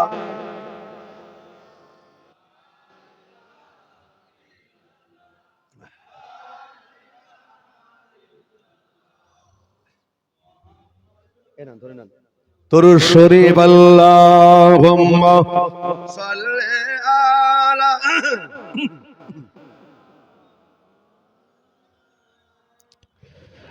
ও নওজোয়ান যুবকেরা, ছেলেরা, বাচ্চারা, নবীর উম্মত উম্মতানিরাও, তবে দেখতে পাওয়া গেল এভাবে যখন খবর পৌঁছে যায় মদিনার বুকে, আল্লাহ পাক আমার নবীর ইজ্জতকে বুলন্দ করে দিচ্ছে। ওদের একটা বাড়বে না কমবে। ওরা কি করলে জানেন? আর আবু সুফিয়ানকে ডাক দিল, আবু জেহেল, আবু সুফিয়ান, ওতবা সাহেবা, ওরা একত্রিত হয়ে আলোচনা শুরু করে দিল ওদেরকে কি করা যায়, কি করা যাবে, ওখানে ওকে শেষ করতে হবে। ও জওয়ানেরা, আল্লাহ নবীকে শেষ করে দেবে, নবী সাহাবাদিকে শেষ করে দেবে। পরিকল্পনা হয়ে গেল। কি পরিকল্পনা করলেন? সাথে সাথে কি করলো জানেন? ওরা ওই সময় কি করলো? আবু সুফিয়ানকে বলছে, এক কাজ করেন, তুমি সিরিয়াতে চলে যাও আর টাকা পয়সা নিয়ে যাও, আমার সবাই চাঁদা দিয়ে পয়সা দিয়ে তোমার হাতে দিয়ে দিচ্ছি, এই টাকাগুলো নিয়ে সিরিয়াতে চলে যাও, দেরি করো না, দেরি করো না। কেন কেন কেন? এই টাকা দিয়ে সিরিয়া থেকে অস্ত্র কিনে নিয়ে এসো, তলোয়ার কিনে নিয়ে এসো, অস্ত্র বল্লভ কিনে নিয়ে এসো। আরে এমন করে সশস্ত্র বাহিনী আমরা কি করব? মক্কা থেকে মদিনায় গিয়ে ওদের উপর হামলা করে দেব। অবশ্যই চাঁদা তুলেছে, হ্যাঁ, যা দিলে দিল, আর যেটা সব বলছে টাকা দাও, সব টাকা দিয়েছে। কি করলো? আবু সুফিয়ানকে দিয়েছে, যাও কম বেশি 70 জনকে নিয়ে চলে গেছে সিরিয়ায়। সেখানে কি করছে? অস্ত্র শাস্ত্র কিনেছে। কি করবে? মুসলমানদেরকে শেষ করে দেবে। আহারে, এত অত্যাচারের পরে মুসলমান কি কমছিল না বাড়ছিল? জোরে বলুন। কিয়ামত পর্যন্ত বাড়বে, কমবে না। একবার জোরে বলুন। আরো জোরে হবে না? ও নওজোয়ান যুবকেরা, কিন্তু নবী চলে আসার পরে, আল্লাহ নবী চলে আসার পরে আল্লাহ নবী সাহাবারা কিন্তু ওখানে যারা ছিল, কিন্তু তারা অনেকে আর নাই। ওখানে যারা ছিল তারা গুটি গুটি গুটি গুটি চলে আসছে। যখন আস্তে আস্তে দেখছে ফাঁকা হয়ে যাচ্ছে, ওরা তখন বলছে, এক কাজ কর, তলোয়ার তো কিনবো, তার আগে থেকে কি করো, মক্কা মদিনার বর্ডারে দাঁড়িয়ে যাও, এখান থেকে কেউ যেন মক্কা থেকে মুহাম্মাদের ভালোবাসা মদিনা যেতে না পারে। তবে দেখা হলো শুধু পুরুষেরা নবীকে ভালোবাসে না, শুধু সাহাবারা নবীকে ভালোবাসে নয়, মহিলারা নবীর সাহাবিয়ারা আল্লাহর নবীকে পিয়ার করেছিলেন। একবার জোরে বলেন আল্লাহর নবী কি বললেন? যাও বাবারা, যারা ওখান থেকে এসেছে ওদেরকে একটু কেয়ার কর, জায়গা দাও, ওরা তোমাদের ভাই। ইন্নামাল মুমিনুনা ইখওয়াতুন, এক মুসলমান অপর মুসলমান ভাই, ভাতৃত্ব বজায় রাখো বাবারা। সে সম্মানটুকু দিয়ে ওদেরকে রেখেছিলেন, কষ্ট দেয় নাই। কিন্তু দেখতে পাওয়া গেল কিতাবে লেখা হলো মক্কার 9 জন মহিলারা, ও চাঁদপুরের জওয়ানেরা, মক্কা জমিনে 9 জন মহিলারা আলোচনা করে নিয়েছে আল্লাহ নবী চলে গেল, আল্লাহ নবীকে দেখতে পাই না, আল্লাহ নবী চলে গেল, আমার নবীকে দেখতে পাই না। আরে আমাদের বড় কষ্ট হয়, মদিনা রাস্তা দিয়ে মক্কা রাস্তা অলিতে গলিতে আবার নবী হেঁটে যেতেন, মধুমাখা বয়ান শোনাতেন, আর নবীকে দেখতে পাই না, আল্লাহ নবী চলে গেল। যুবকেরা, ওই সমস্ত 9 জন মহিলারা আমার নবীর মহব্বতে মক্কা ছেড়ে ওরা মদিনাতে যেতে চায়। ওদের কোলে ছোট ছোট বাচ্চাগুলো নিলেন, কারো বা কোলে 2 মাসের বাচ্চা, কারো বা কোলে 3 মাসের বাচ্চা, কারো বা কোলে 4 মাসের বাচ্চা, 5 মাস, 6 মাস, 8 মাস, 1 বছরের বাচ্চা। ওই বাচ্চাগুলো নিয়ে আমার নবীর মহব্বতে রাতের আঁধারে লুকিয়ে লুকিয়ে আমার নবীকে দেখাবার জন্য মক্কা থেকে তারা মদিনায় চলে যাচ্ছিল। একবার জোরে বলে, আর একটু জোরে হবে না? ও জনেরা যুবকেরা, কিন্তু মক্কার বর্ডারে দেখতে পাওয়া যায় কারা যেন দাঁড়িয়ে রয়েছে। হঠাৎ দেখতে পাওয়া গেল, আগে যাওয়ার পরে বললেন, ওরে কারা তোমরা? আমরা অন্য কেউ না, মিথ্যা কথা বলবো না, আমরা হলাম আমার নবী পাকের আশিক দিওয়ানা, আমরা হলাম নবী পাকের পাগলিনী, আমরা নবী পাকের দিওয়ানি, নবী পাকের পাগলিনী। আর আমরা 9 জন মহিলা আমার নবীর মহব্বতে আমরা মক্কা থেকে মদিনায় যেতে চাই। আজ কদিন হয়ে গেল তোমরা আমার নবীকে কষ্ট দিয়েছো, ব্যথা দিয়েছো, আমার নবীকে তাড়িয়ে দিয়েছো। আমার নবী চলে যাওয়ার সময় কাবার দিকে তাকিয়ে নবী কাঁদতে কাঁদতে যাচ্ছিল। ওরে কাবা রে, এই কাবা, আমার মনে বড় আশা ছিল আমি তোর নিকটে থেকে তোর কাছে ইবাদত করি, আমি তোর ঘরে ইবাদত করে আমি বাকি জীবনটা কাটিয়ে দেব। ওরে কাবা রে, তোর নিষ্ঠুর সন্তানের আমি নবীকে থাকতে দিল না। নবী আমার কাঁদতে কাঁদতে চলে গেল। এ মক্কার মানুষেরা, একটুখানি আমাদের রাস্তাটা করে দে, একটুখানি আমাকে সাইড করে দে, আমরা নবীর মহব্বতে মক্কা ছেড়ে মদিনাতে চলে যাব। ওরা বলল, মহিলারা তোমাদের সাহস তো কম নয়, আবু জেহেল আমাদের দাঁড় করিয়ে দিয়েছে, কেউ যেন মক্কা থেকে মদিনায় যেতে না পারে, এখনো সময় আছে, তোমরা ফিরে চলে যাও। ওরা যাবে না, এরা শুনবে না, অনেক কথা যদিও শেরবে বলতে লাগে, এ মহিলারা, যদি তোমরা না যাও তোমাদের কোলে বাচ্চাগুলো ছিনিয়ে নেব, আমরা ছিনিয়ে নেব। ওই বাচ্চাগুলো বেশি ভালোবাসো না, নবীকে বেশি পিয়ার করো। এক কথা বলেছিল, এরা তো বাচ্চা, মা হয়ে বাচ্চাকে কেন ভালোবাসবো না? তবে বাচ্চা অপেক্ষা আমার নবীকে বেশি ভালোবাসি। জোরে বলে, এ মহিলারা, এখনো সময় আছে, মক্কাতে ফিরে যাও, নইলে তোদের প্রতি অত্যাচার শুরু হয়ে যাবে। এক কথা বলেছিল, যাব না, যাব না, যাব না, যাব না। ওরে যদি না যাক, তোরা মহিলা বলে অত্যাচার করতে দ্বিধাবোধ হবে না, অত্যাচার করতে একবারও বিবেকে বাঁধবে না। ওরা কি করলো জানেন? জোর করে ঘাট ধাক্কান দিতে লাগে, ওরা যেতে চায় না। অবশেষে ওদের কোলের বাচ্চাগুলো ছিনিয়ে নিয়েছে, ওই বাচ্চাগুলোকে নিয়ে তারা আছাড় দেয়, ওই বাচ্চাগুলোকে জমিনে ফেলে কেউ বা চাবুক মারতে লাগে, বাচ্চাগুলো কাঁদে। ওই বাচ্চাগুলো কন্যা মা হয়ে বাচ্চার এই দৃশ্য সহ্য করতে পারে না, মা হয়ে বাচ্চার এই কোন অবস্থা সহ্য করতে পারে না। চিৎকার দেখা দিয়ে আর বলতে লাগে, ওরে মক্কার নিষ্ঠুরেরা, তোদের কাছে টাকা পয়সা চাই না, জমি জায়গায় চাই না, আমি একটু নবীর মহব্বতে আমরা চলে যাচ্ছিলাম, মক্কা থেকে আমার সমাজ সম্পত্তি কিছু নিয়ে যাই না, সব কিছু রেখে দিলাম রে, আমরা নবীর মহব্বতে একটু মদিনায় যাচ্ছিলাম, তোর এত বড় নিষ্ঠুর আমাদের বাচ্চাগুলোকে মেরে দিস। আকাশ ফাড়া চিৎকার দেওয়া কান্না দেখে আকাশ ফাড়া চিৎকার দেওয়া কান্না দেখে ওই সমস্ত মক্কার বর্ডারে দাঁড়িয়ে থাকা মানুষগুলি নিষ্ঠুরেরা ওদের কান্না দেখে তারা দূরে সরে পালিয়ে যায়।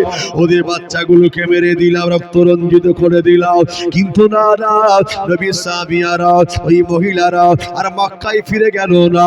ওই 9 জন মহিলারা নিজের কোলের মাসুম বাচ্চাগুলো জমিনে পড়ে থাকা রক্ত রঞ্জিত, কেউ বা মরে আছে, কেউ বা জানটা টিপ টিপ করে, কেউ বা এখনো শ্বাস নিঃশ্বাসটা জারি আছে, ওই বাচ্চাগুলোকে নিয়ে বুকে জড়িয়ে নিয়ে আর মক্কা দিকে গেল না, সোদা মদিনার দিকে রওনা হয়েছিলেন। জোরে বলে, আর একটু জোরে বলেন। কি মহব্বত, কি যে ভালোবাসা! নবীর সাহাবীরা মহিলারা বাচ্চাগুলোকে মেরে দিল, তথাপি তারা আমার নবীকে ভোলে নাই, রাসূলকে ভোলে নাই। এত কষ্ট দেবার পরেও এদের রাগ মেটে না, অস্ত্র কিনেছে ওরা। এবার অস্ত্র কিনে কি করলো, একসাথে হামলা করবে। কিতাব এসেছে নবী পাকের চাচা হযরত আব্বাস রাদিয়াল্লাহু তাআলা আনহু, তিনি ছিলেন মক্কার জমিনে। তিনি তখন কোন কোন কিতাব এসেছে ইসলাম গ্রহণ করেনি, কোন কোন কিতাব এসে ইসলাম গ্রহণ করেছিলেন, কিন্তু আত্মগোপন করা, লুকিয়ে রেখেছিলেন, প্রকাশ করে জাহিরি করে নাই। হযরত আব্বাস রাদিয়াল্লাহু তাআলা আনহু এই খবরগুলো পাওয়ার পরে নিজের ভাতিজা মুহাম্মাদের কাছে পৌঁছে দিয়েছিলেন মদিনায়। বেটা ভাতিজা রে, এরা বড় নিষ্ঠুর নির্দয়া, ওখানে তোমরা চলে গেছো, কিন্তু এখানে এদের ষড়যন্ত্র চলছে। ওদিকে চলে গেল, এরা কালেকশন করে টাকা দিয়ে অস্ত্র শস্ত্র কিনতে গেছে। আবু সুফিয়ান কম বেশি 70 জন 70 জন মানুষকে নিয়ে চলে গেছে কোথায়, আজনেরা সিরিয়ায় চলে গেছে অস্ত্র কিনতে। এই খবরটা পৌঁছে দেওয়া হলো, তোমরা রেডি থেকো, রেডি থেকো, খবরদার এদের ব্যাপারে তোমরা অবহেলা খবরদার করো না। নবী আমার বলেছিলেন, ও বাবা সাহাবারা, আজকে দিনে আমরা ওদের অত্যাচারিত হয়ে মক্কা থেকে মদিনা চলে আসলাম। বাবা সাহাবারা রে, শুনে রাখো, জেনে রাখো, ওরা বড় নিষ্ঠুর নির্দয়া, ওরা আবার মক্কা থেকে আসছে মদিনায় অত্যাচার করে দেবে, অত্যাচার করে দেবে আসছে। বাবা সাহাবারা, তোমরা তৈরি হয়ে যাও, রেডি হয়ে যাও, একে অপরের ভ্রাতৃত্ব বজায় রেখে, কাঁধে কাঁধ রেখে, ভালোবাসা রেখে আমরা ঝাঁপিয়ে পড়বো যুদ্ধের ময়দানে। বললো, হুজুর আপনার ইমানে কলমা যেদিন থেকে আমরা পড়ে নিয়েছি, সেদিন থেকে আমরা একে অপরের ভাই মনে করেছি। কেন? প্রমাণ তো আপনি করিয়েছেন। কি প্রমাণ? আল্লাহ রাসূল বলেছিলেন, বাবারা শুনে রাখো, এরা তোমাদের ভাই, মক্কা থেকে মদিনাতে এসেছে। বাবারা শুনে রাখো, ওদের কারো ঘর নেই গো, যাদের 2টো ঘর আছে, একটা ঘর ওদেরকে দিও। ওদের আমরা দিয়েছি। বাবারা যার 2 বিঘা জমি আছে, 1 বিঘা জমি ভাই ভাইয়ের মতো করে অংশীদার করে বার করে দাও। এমনকি যার 2টো ওয়াইফ আছে, 2টো স্ত্রী আছে, একজনকে তালাক দিয়ে ওদের সঙ্গে বিয়ে দিয়ে সুসম্পর্ক তৈরি করে দাও। হুজুর তাও তো করেছি। হুজুর আমরা কাঁধে কাঁধ রেখে আমরা আজকে কি করব, লড়াই করে ইসলামের বিজয়ের পতাকা আমরা উড়াবো। একবার জোরে বলুন। আল্লাহ নবী কি করছেন, চলো বদরের প্রান্তর, এখানে থাকা যাবে না, কিন্তু এটা মাথায় রাখবেন, কোন যুদ্ধ ইসলামের পক্ষ থেকে ঘোষণা হয়নি আগে। কারণ আমার নবী লড়াই করতে দুনিয়াতে আসেনি, আমার নবী ভ্রাতৃত্ব বজায় রাখতে এসেছিলেন। কথা ঠিক না ভুল বলেন? এজন্য অনেকে বলে মুসলমানরা জিহাদি, মুহাম্মদ লড়াই করেছিল, আতঙ্কবাদী, দেশদ্রোহী, বলে কি বলে না, এরা জঙ্গি। এই কমবক্তা, কেন বলছো? ওরা বলছে একটা কারণ মুহাম্মদ লড়াই করেছিল, কেউ আমাকে মারবে, আমি মার খেয়ে যাব, ওটা আমার জন্য ভালো। প্রতিবাদ করলে তখন আমি খারাপ। প্রতিবাদ করলে আমি খারাপ? মক্কার জমি রাসূল মার খায়নি, রাসূল করিম মক্কার জমিনে মার খেয়েছেন, মদিনার জমিনে এসে পাল্টা মার দিয়েছিলেন। একবার জোরে বলুন। সারা জীবন আপনি মার খাবেন, লোক মেরেই যাবে। কথা ঠিক বলছি না ভুল বলছি বলুন? পাল্টা মারের দেওয়ার দরকার আছে না নাই? আছে। আল্লাহ নবী বলছেন চলো বাবা, বাবারা খাবার মাত্র 313, ওরা ওরা জানি না কতটা আসছে, তবে চলো আমাদের প্রতি আল্লাহর রহম আসবে। আল্লাহ নবী কি করলেন, ঈশান নামাজটা পড়ে নিলেন, সাহাবাদেরকে নিয়ে নিলেন। সাহাবাদের উপযুক্ত তলোয়ার ছিল না, পেট ভরা খাবার ছিল না, শরীরে নামি দামি কোনো পোশাক ছিল না, এমনকি সুন্দর কোনো পোশাক ছিল না, ছেঁড়া ফাটা পোশাক পরা গরিব গরিব সাহাবাদেরকে নিয়ে, আরে জীর্ণ জীর্ণ সাহাবারা আমার নবীকে পিয়ার করে এই মুহাব্বতে আর কেউ তারা মদিনাতে থাকতে চাইল না। আল্লাহ নেই বললে বাবা সাহাবারা রে,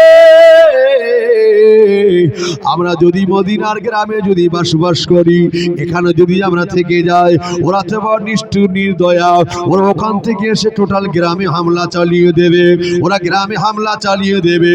এটা হলো বদরের যুদ্ধ, ইসলামের প্রথম যুদ্ধ হলো বদরের যুদ্ধ।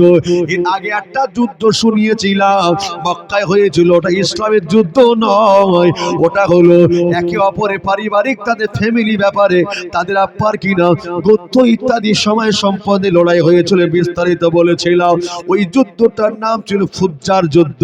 আর এটা হলো ইসলামের প্রথম যুদ্ধর নাম হচ্ছে যুদ্ধর বদরের যুদ্ধ। ও জোনেরা যুবকেরা, নবী আমার, ওরা নবী আমার ডেকে বললে এখানে থাকা যাবে না, ওরা হামলা করে দেবে, এখানে মায়েরা রয়েছে, মহিলারা রয়েছে, বাচ্চা বাচ্চি রয়েছে, মেয়েদের প্রতি অত্যাচার হবে, মহিলাদের প্রতি জুলুম হয়ে যাবে, বাচ্চাদের প্রতি অত্যাচার হয়ে যাবে, বৃদ্ধা মানুষের প্রতি অত্যাচার হয়ে যাবে।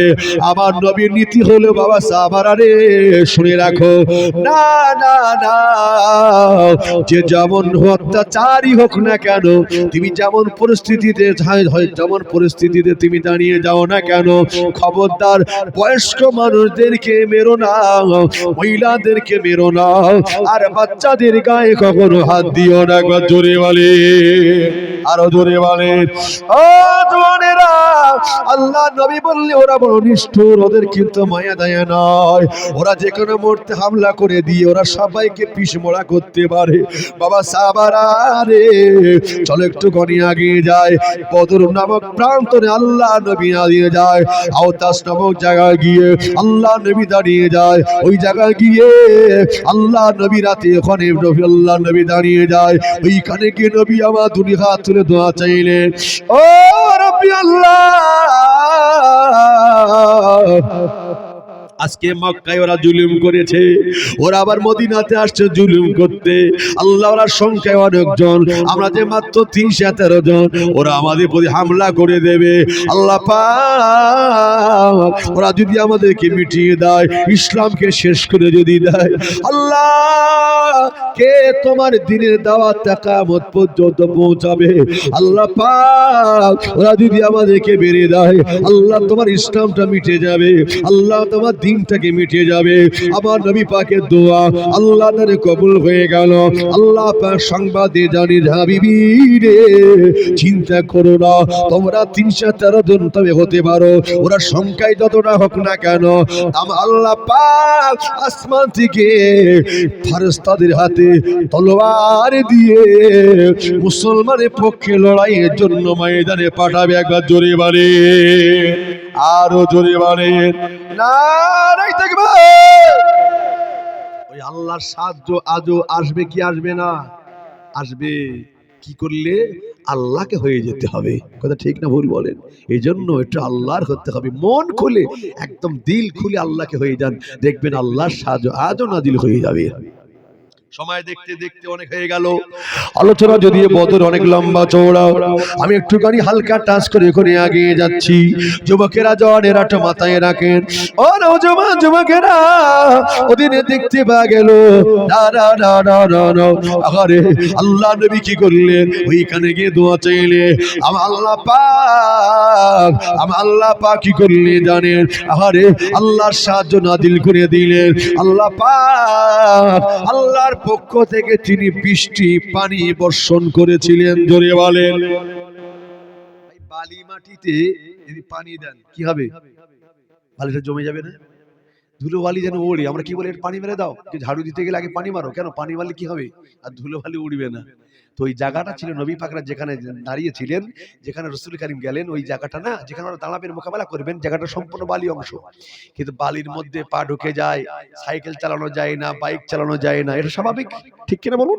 কিন্তু ওই জায়গাটা যখন পানি মেরে দিলে টাইট হয়ে যায়, তাই না? ওই পানিটা হয়েছিল আল্লাহর রহমতের বৃষ্টি।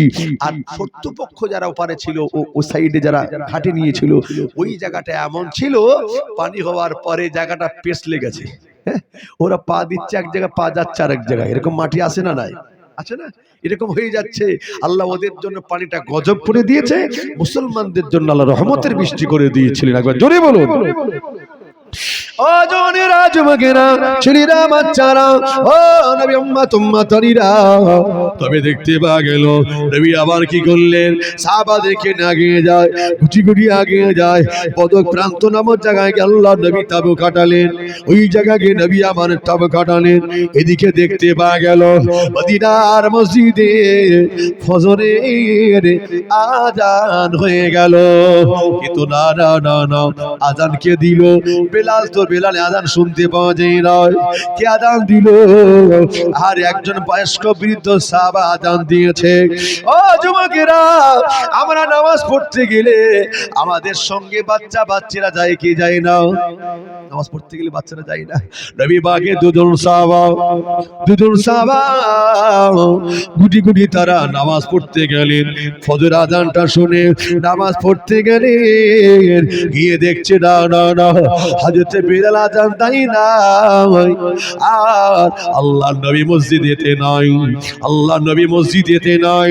নামাজের টাইম হয়ে গেল, জামাতের সময় হয়ে গেল, আল্লাহর নবী কিন্তু আসেন না। নামাজ পড়ে নিলেন। ও জওয়ানেরা, দুজন ছোট্ট ছোট্ট নবীর সাহাবা নামাজ আদায় করলেন। চেয়ে চেয়ে দেখলেন কয়েকজন বিকলাঙ্গ সাহাবা, কয়েকজন বিকলাঙ্গ, আপনার কি হ্যান্ডিক্যাপ, খোড়া, দুর্বল কয়েকজন বৃদ্ধা মানুষ সাহাবাকে দেখলেন। নবী পাকের নওজওয়ান তরুণ সাহাবা দেখতে পেলেন না, আল্লাহ নবীকে দেখতে পেলেন না। দৌড়াদৌড়ি করে মায়ের কাছে এসে হাজির হয়ে যায়। ও আম্মা জান, আম্মা জান, একবার কি বলবেন আল্লাহ নবীকে কেন দেখতে পাই না? আমার নবী কোথায়? আমি আমার নবীকে কেন দেখতে পাই না? আল্লাহ নবী কোথায় চলে গেলেন? ওই ডেকে বললে, ও বাবা বেটারা, আমার নবী এখানে নাই, আমার নবী চলে গেছে। কোথায় চলে গেল? মক্কা জমিনে ওরা অত্যাচার করেছে নবীকে। মক্কা থেকে নবী মদিনাতে চলে এসেছে। যাবো দেখলে আমার নবীকে ওখানে জানিয়েছে, আবারও সে মদিনাতে আসছে। আমার নবী সাহাবাদের সবাইকে ধ্বংস করে দেয় বলে নবী আমার সাহাবাদেরকে নিয়ে আল্লাহ নবী কি করলেন? আরে বদর নামক প্রান্তরে গিয়ে মোকাবেলা করবার জন্য তিনি ঘাঁটি নিয়ে ওখানে দাঁড়িয়ে গেলেন। ওখানে গিয়ে আল্লাহ রাসূল ঘাটে দিলেন। এবারে নবী পাকের দুইজন আহারে, ওই যে ছোট্ট সাহাবা মাকে ডেকে বলছে, আম্মা জান, বড় বড় সাহাবাদের জন্য যদি বড় বড় অস্ত্র হয়, আমাদের জন্য কি ছোট ছোট অস্ত্র নেই? কষ্ট হচ্ছে আপনাদের? ঘুম পাচ্ছে? তাকবীর দেন না? আড়াই তাকবীর। আর একটু আগামনে শেষ করে দেবো, একটু আগাই নাকি? মাশাআল্লাহ। এখন কি করলেন একটু সংক্ষেপে বলি। মাকে ডেকে বলছে, আম্মা, ওরা যে ওইখানে গেছে নবীর সাহাবারা, বড় বড় সাহাবাদের জন্য যদি বড় বড় অস্ত্র হয়ে যায়, আমাদের জন্য কি ছোট ছোট অস্ত্র নেই? কি করবে? বড় বড় সাহাবারা যেমন নবীকে ভালোবাসে, আমরা ছোট্ট সাহাবা হতে পারি, আমরাও আমার নবীকে পিয়ার করি। একবার জোরে বলুন। আম্মা জান, আবু জাহেল, জি একবার দুরূদ শরীফ আল্লাহুম্মা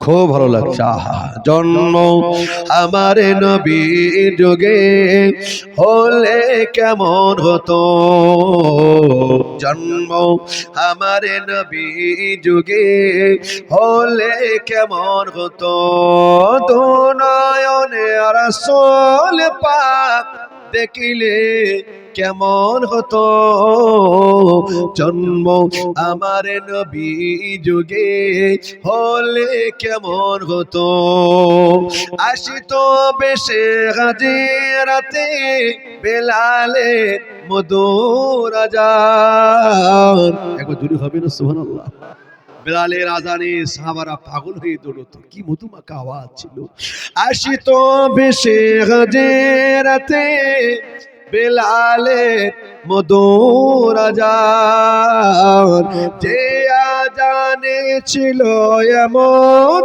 গুণ মুগ্ধ রহমান দয়ার নবীর পিছে নামাজ পড়লে কেমন হতো আরেকবার জোরে হবে না সুবহানাল্লাহ চিল্লে বলা যাবে না বলুন না নবীর জীবনী শুনছেন যদি এত ভালো লাগে তো ওই নবীর সাহাবাদের দেখলে ওই নবীর পেছনে নামাজ পড়লে তাহলে কি ভালো লাগতো বলুন কবি তো সেটাই বলতে চেয়েছেন আহা জন্ম আমার নবীর যুগে হলে কেমন হতো তো নয়নে রাসূল পাক দেখিলে কেমন হতো জন্ম আমার নবীর যুগে হলে কেমন হতো আল্লাহুম্মা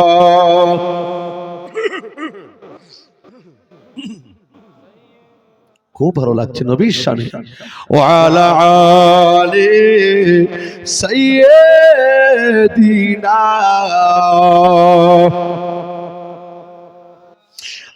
জবান যুবকেরা ছেলেরা বাচ্চারা তবে দেখতে পাওয়া গেল যুদ্ধে ময়দানে আরে নবী দুটো সাহাবা বলছে আম্মা জান আমাদের জন্য কি ছোট ছোট অস্ত্র নাই মা শুনে বুকটা ভরে গেল আল্লাহ পাক শুধু আমরা নবীকে ভালোবাসি নাই আমার বাচ্চারাও আল্লাহ পাক নবীকে পিয়ার করেছে একবার জোরে বলে মা বলছে বেটার একটু দাঁড়াও ঘরের ভিতর থেকে ছোট ছোট দুটো অস্ত্র বার করে বেটা দুটো হাতে ধরিয়ে দিয়েছে যাও তোমাদের কাজ হলো আবু জাহেলকে না মেরে ফিরবে না আর জোরে বলা যাবে না কাউকে মারতে হবে না আবু জাহেলকে মারবে আম্মা জান আমাদের জন্য দোয়া করেন আহা ঘর থেকে বেরিয়ে যাচ্ছে মা তাদের বার করে দিল কোথায় যাচ্ছে বেটার যুদ্ধের ময়দানে বেটাগুলো ফিরে আসবে কি কোনো গ্যারান্টি আছে তারপরেও মায়ের দিল একবার কাঁদে নাই মায়ের বুকটা ভরে গেল মায়ের বুকটা 5 হাত হয়ে গেল মা গর্ব হয়ে গেল আল্লাহ আমি বড় গর্বিত আজ আমার বাচ্চারা যুদ্ধের ময়দানে যাচ্ছে নবীর মহব্বতে জোরে বলুন সুবহানাল্লাহ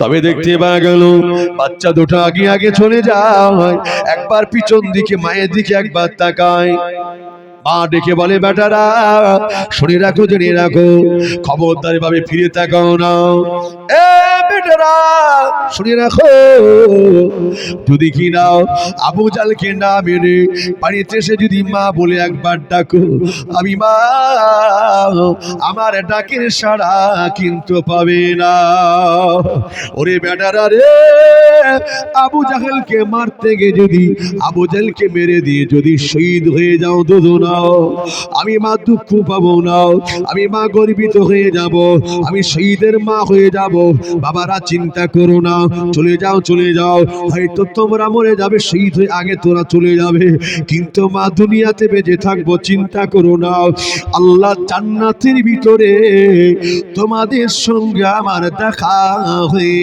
যাবে আর একটু জোরে বলে ও জোরে যুবকেরা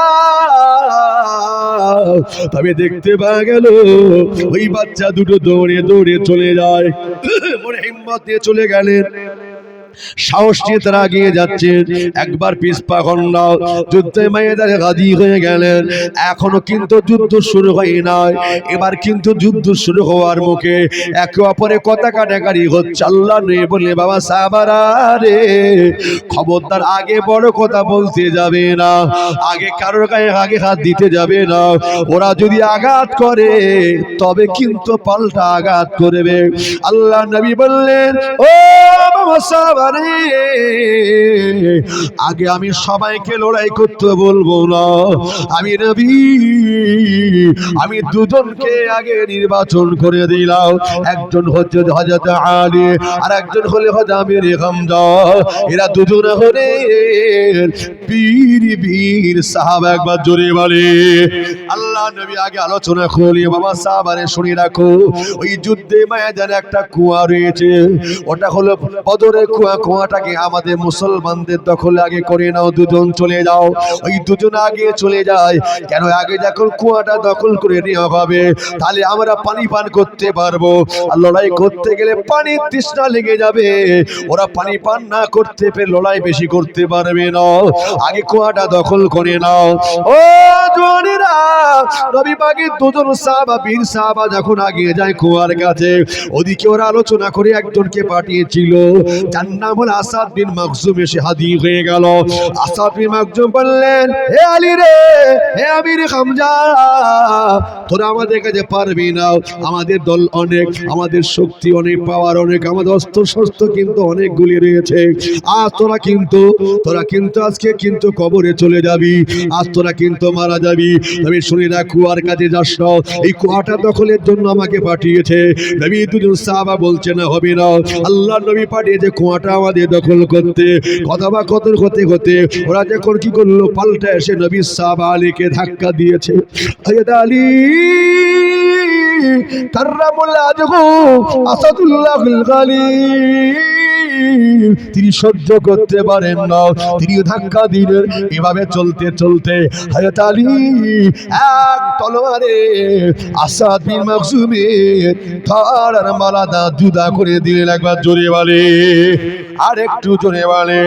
ও জোরেরা যুবকেরা, যখন কুয়াটাকে দখল করে ফেলেছে, ওরা একটুখানি দূরে ঘাটি নিল। ওখান থেকে ওরা পানি আনবার জন্য দুটো বাচ্চাকে পাঠিয়ে দিল। ওই দুটো বাচ্চা যেই পানি আনতে এসেছে, হযরত আলী, হযরত আমির হামজা ওই বাচ্চা দুটোকে ধরে আল্লাহর নবীর কাছে নিয়ে গেল। আল্লাহর নবী দেখছেন নামাজ পড়ছেন, নফল নামাজ। কিছু কিছু সাহাবা কি করলো, ওই বাচ্চা দুটোকে মারতে লেগেছে। আল্লাহর নবী তাড়াতাড়ি নামাজ শেষ করে দিয়ে হাঁক দিয়ে দিলেন, খবরদার বাচ্চার গায়ে হাত দিও না, ও বাচ্চাকে মেরো না, ইহুদির বাচ্চা হতে পারে, কিন্তু সে তো বাচ্চা। আমি নবী, ইহুদি হোক, জৈন, পারস্য, খ্রিস্টান হোক, বাচ্চা তো আমার কাছে বাচ্চা। একবার জোরে বলে, খবরদার মেরো না, না মেরো না ওকে। আল্লাহ নবী ওদিকে ডাকলে, কেন এসো বাবা বসো। বাচ্চা দুটো, আরে ইয়া রাসূলুল্লাহ, আপনার জন্য আজকে আমরা বেঁচে গেলাম। তবে শোনো, বসো। মানে কথা বলতে বলতে নবী বলছেন, এই ওরা কতদিন এসছে বলতে পারো? বলছে আমরা বাচ্চারা গুনে বলতে পারবো না, তবে ওরা খাওয়া দাওয়ার সময় তো উট টুট জবাই করে। বলে হ্যাঁ করে তো। বলে এক সময় একেবারে মনে করে এক সাজ খাওয়ার জন্য কটা উট জবাই হয়? কম বেশি 8 থেকে 9টা উট জবাই হয়। আল্লাহ নবী বলছে, আমার আর বুঝতে বাকি নাই, কম বেশি 900 থেকে 1000 জন এসেছে। একবার জোরে বলুন সুবহানাল্লাহ। আল্লাহ নবীর চেয়ে বড় জ্ঞানী আর কি আছে? আল্লাহর নবী খাওয়ার হিসাব শুনে বুঝে গেলেন যে কতগুলো মানুষ। নওজোয়ান যুবকেরা, ছেলেরা, বাচ্চারা, আল্লাহর নবী কি করলেন? ওদেরকে ছেড়ে দিলেন, যাও চলে যাও। ছেড়ে দেওয়ার পরে আল্লাহর নবী গুটি গুটি আগালেন, সাহাবাদেরকে নিয়ে চলো আগে যায়। আবার যাও কি করলো, একদম ঠিক জায়গার মতো তাঁবুটা খেটিয়ে বসে গেলেন। ও জওয়ানেরা, তবে দেখতে পাওয়া গেল ওরা তলোয়ারটা উঁচু করে আল্লাহর নবী সাহাবাদেরকে দেখাতে লাগে, হে মুহাম্মাদের সৈন্যরা চলে আয়, হে আলী, হে আমির হামজা চলে আয়, চলে যায়, হে আব্দুর রহমান ইবনে আউফ চলে আয়, চলে আয়, আজ আমাদের সঙ্গে মোকাবেলা করবি, চলে আয়। তোরা যে মাত্র 313 জন, আর আমরা কিন্তু 1000-এর অধিক সৈন্য দাঁড়িয়ে রয়েছি। কিতাব এসেছে, ওরা কোন কোন কিতাব এসেছে 1000, কোন কোন কিতাব আছে 1050। যাই হোক, অধিকাংশ রাবী বর্ণনা করছেন 1000 মোকাবেলায় রয়েছে। এখন আল্লাহর নবী সাহাবারা বলছেন, দেখো তোমাদের এই বড় বড় তলোয়ার দেখে আমরা ভয় করি না, তোমাদের বড় বড় বল্লভ দেখে, ঢাল দেখে আমরা ভয় করি না, তোমাদের জনসংখ্যা বেশি বলে আমরা ভয় করি না, আমরা ভয় করি আমার আল্লাহকে। একবার জোরে বলুন, আমরা ভালোবাসি আমার নবীকে, আমার আল্লাহর ভয়ে, নবীর মহব্বতে আমাদের জীবনকে বিলিয়ে দেবো, তো পিছপা হব না। একবার জোরে বলেন। নওজোয়ান যুবকেরা, ছেলেরা, বাচ্চারা, এক এক রাবি এক এক রকম বর্ণনা করেছেন। নওজোয়ান যুবকেরা, তবে দেখতে পাওয়া গেল আল্লাহ নবী দুজন সাহাবাকে আগে ডেকে দিলেন। ও বাবা আলী রে, ও বাবা, ও বাবা আমিরে হামজা চলে যাও, আমি আল্লাহ নবী তোমাদের দুজনকে আমি আগে যুদ্ধে ময়দানে পাঠিয়ে দিলাম। কিতাবে লেখা হলো ওরা দুজনে কি করলো জানেন? আল্লাহ নবী কথা শুনে একদম বীর বিক্রমে বিসমিল্লাহ আল্লাহু আকবার বলে তলোয়ারটা হাতে নিয়ে ঝাঁপিয়ে পড়লেন।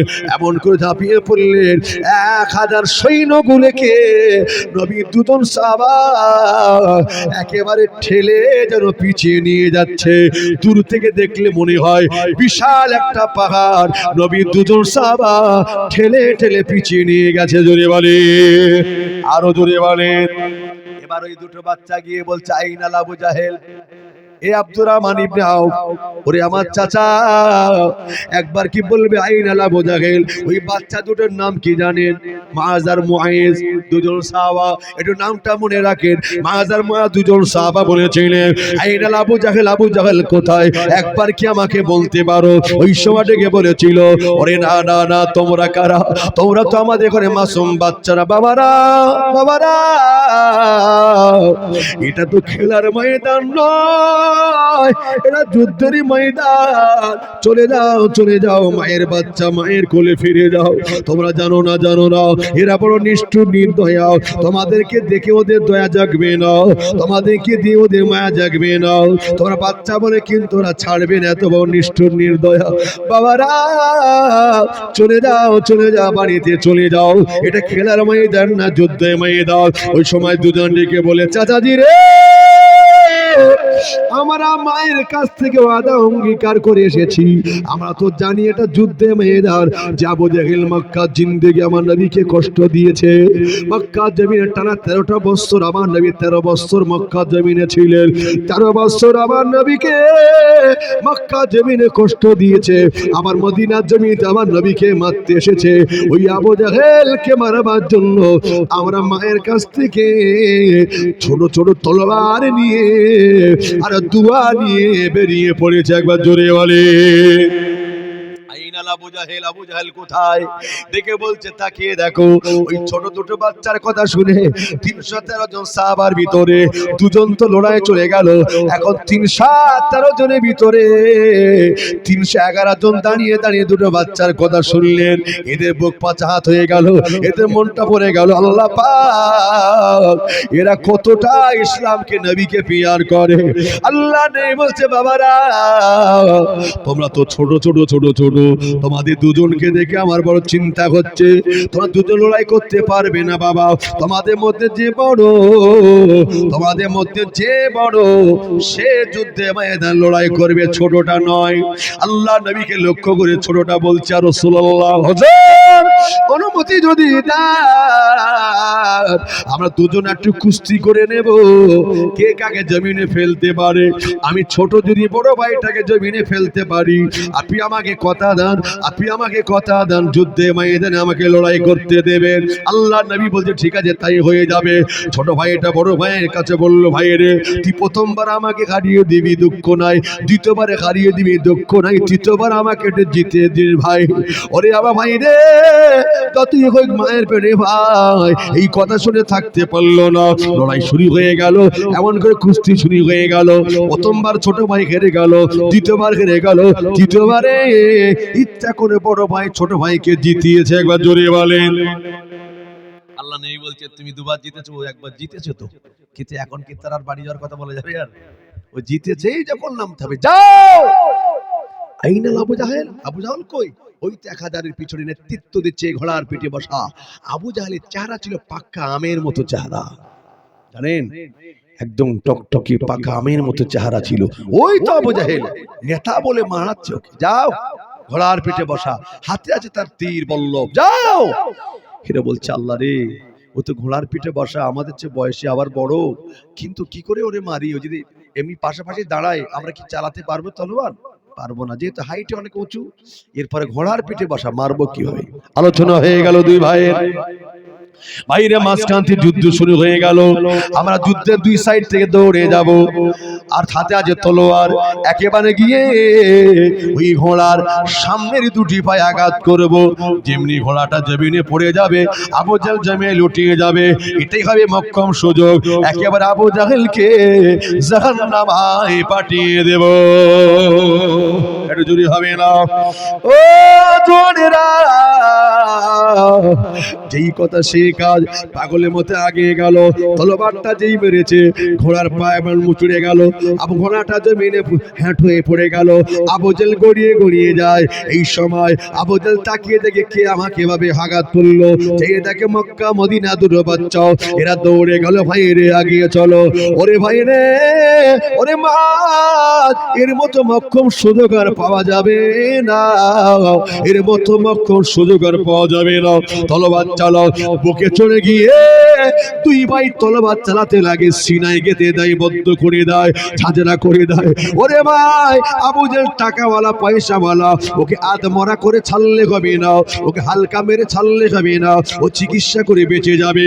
ওকে এমন আঘাত করে দাও ও জানো জনমের মতো জানো আর বাঁচতে না পারে। একবার জোরে বলে ওরে ভাই রে, এই আবু জাহেল আমার নবীকে মক্কা জমিন অনেক জ্বালিয়েছে, আমার মদিনা জমিনে জ্বালাতে এসেছে। ওকে আর ছাড়া যাবে না, শেষ করে দাও, মেরে দাও। এই ভাই বলে দাও তলোয়ারটা চালাতে লাগে। ওদিকে ইকরামা, আবু জাহেলের বেটা, আবু জাহেল ইবনে ইকরামা, ইকরামার বেটা আবু জাহেলের বেটা ইকরামা, সে কি করছে? এদিকে লড়াই ব্যস্ত ছিল, এদিকে আওয়াজ দিয়ে দেওয়া হলো ইকরামা। আবু জাহেল চিল্লাই, একবার আগিয়ে আয়, চেয়ে চেয়ে দেখ রে, মক্কা দুটি বাচ্চা মদিনা দুটো বাচ্চা আমাকে মেরে দেয়, আমি মক্কা নেতাকে শেষ করে দেয়। ইকরামা দ্রুত গতিতে আগে আসে, ঘোড়া ছুটি আগে চলে আসে, এই দুজনকে মারবে। ওদিকে আবু জাহেল এখনো পর্যন্ত বেঁচে রয়েছে। এবারে দেখতে পাওয়া যায় আব্দুর বাউ কি করলেন, দ্রুত গতিতে গিয়ে ওই বাচ্চা দুটোকে সরিয়ে দিয়ে আবু জাহেলের মাথার চুলটাকে ধরে একাদে তলোয়ার নিয়েছে, কেটে দেবে। হে আবু বাউ, তুই চিনিস আমি মক্কা নেতা আবু জাহেল, তুই কার গায়ে হাত দিতে যাচ্ছিস? ওরে তুই যেই হোস না কেন, তোর দাদাগিরি তোর মস্তানি এখন তোর শেষ হয়ে যাবে। শুনে রাখ, আজকে তোদের পরাজয়, আজকে আমরা সংখ্যায় কম হলেও আমরা সত্যের পথে, আল্লাহ আজকে আমাদের বিজয় দেবে। একবার জোরে বলে। এক তলোয়ারে একদম আবু জাহেলের মাথা আর বডিটাকে আলাদা জুদা করে দিয়েছে। একবার জোরে বলো। ইকরামা দৃশ্য দেখে সহ্য হয়? আমার বাপকে মেরে দিয়েছিস, আমার বাপ হচ্ছে মক্কার নেতা, তোদের সাহস তো কম নয়। দ্রুত গতিতে ঘোড়া ছুটি আগে আসছে, কি করবে? এদেরকে মারবে। তাই আগে মারবে দুটো বাচ্চাকে। দুটো বাচ্চা বলছে আব্দুর ইবনে আউফ বলছে সরে যাও, বলছে না, মাকে কথা দিয়েছে শহীদ হব তো সরবো না। যুদ্ধে ময়দান থেকে পিছিয়ে যায় সে হচ্ছে কাপুরুষ, না পিছোতে রাজি নয়, দাঁড়িয়ে গেল। তলোয়ার চালাচ্ছে, ইকরামা তলোয়ার চালিয়েছে, নবীর সাহাবা ছোট্ট সাহাবার হাতে লেগে গেল, তলোয়ারটা লেগে গেল, পুরো হাতটা কেটে জমিনে পড়ে যায় নাই, কয়েকটা অংশ শিরা এখনো পর্যন্ত জড়িয়ে রয়েছে। হাতটা নড়াচড়া করতে লাগে, কিন্তু দেখতে পাওয়া যায় হযরত মুআসি করলেন, ও রাব্বি আল্লাহ, যে হাতটা যুদ্ধে ময়দানে কাজে আসে না, এই হাতটা আমার বডিতে আমি রাখতে আর চাই না। হাতটাকে জমিনে রেখে একটা পা চাপিয়ে দিলেন, বাম পাটা চাপিয়ে দিলেন, বাম হাতখানা দিয়ে তলোয়ারটাকে নিয়ে বাকি অংশটাকে নিজে কেটে ফেলে দিয়েছিলেন। জোরে বলে, আরো জোরে বলেন। আবার লড়াই করতে লাগে, আবার তলোয়ার মারে, আবার একটা কেটে পড়ে যায়, আবার গার্দানে মারে, কেটে পড়ে যায়। মাছ পড়ে গেল, মাছ দাঁড়িয়ে রয়েছে। ওরে ইকরামা রে, আমার ভাই মরে গেল, আমি কিন্তু পালাবো না। শুনে রাখ, আমি কিন্তু পালাবো না, পালাবো না। আমি নবীকে পিয়ার করি, যুদ্ধের ময়দান থেকে আমি পালাতে রাজি নয়। জবে খেরা রে, এক বিন্দু পরিমাণ হটতে রাজি নয়। তিনিও শহীদ হয়ে গেলেন। এমন করে একেবারে লড়াই চলতে লাগে, একেবারে মারামারি চলতে লাগে। অনেক লম্বা কাহিনী যদিও। ও যুবকেরা জনেরা, ওদিকে উমাইয়া ইবনে খালদ যে কিনা হযরত বেলালকে কত কষ্ট দিয়েছিল, হযরত বেলাল সুযোগ পেয়ে গেল, তলোয়ারটা নিয়ে আগে চলে যায়। উমাইয়া ইবনে খালদকে ধাওয়া করেছে। উমাইয়া ইবনে খালদ দেখছে আমার এখন উপায় কি, চেয়েছে দেখতে আব্দুর রহমান ইবনে আউফ আমার বন্ধু ছিল, এখন তার কাছে যাই হয়তো বাঁচাবে।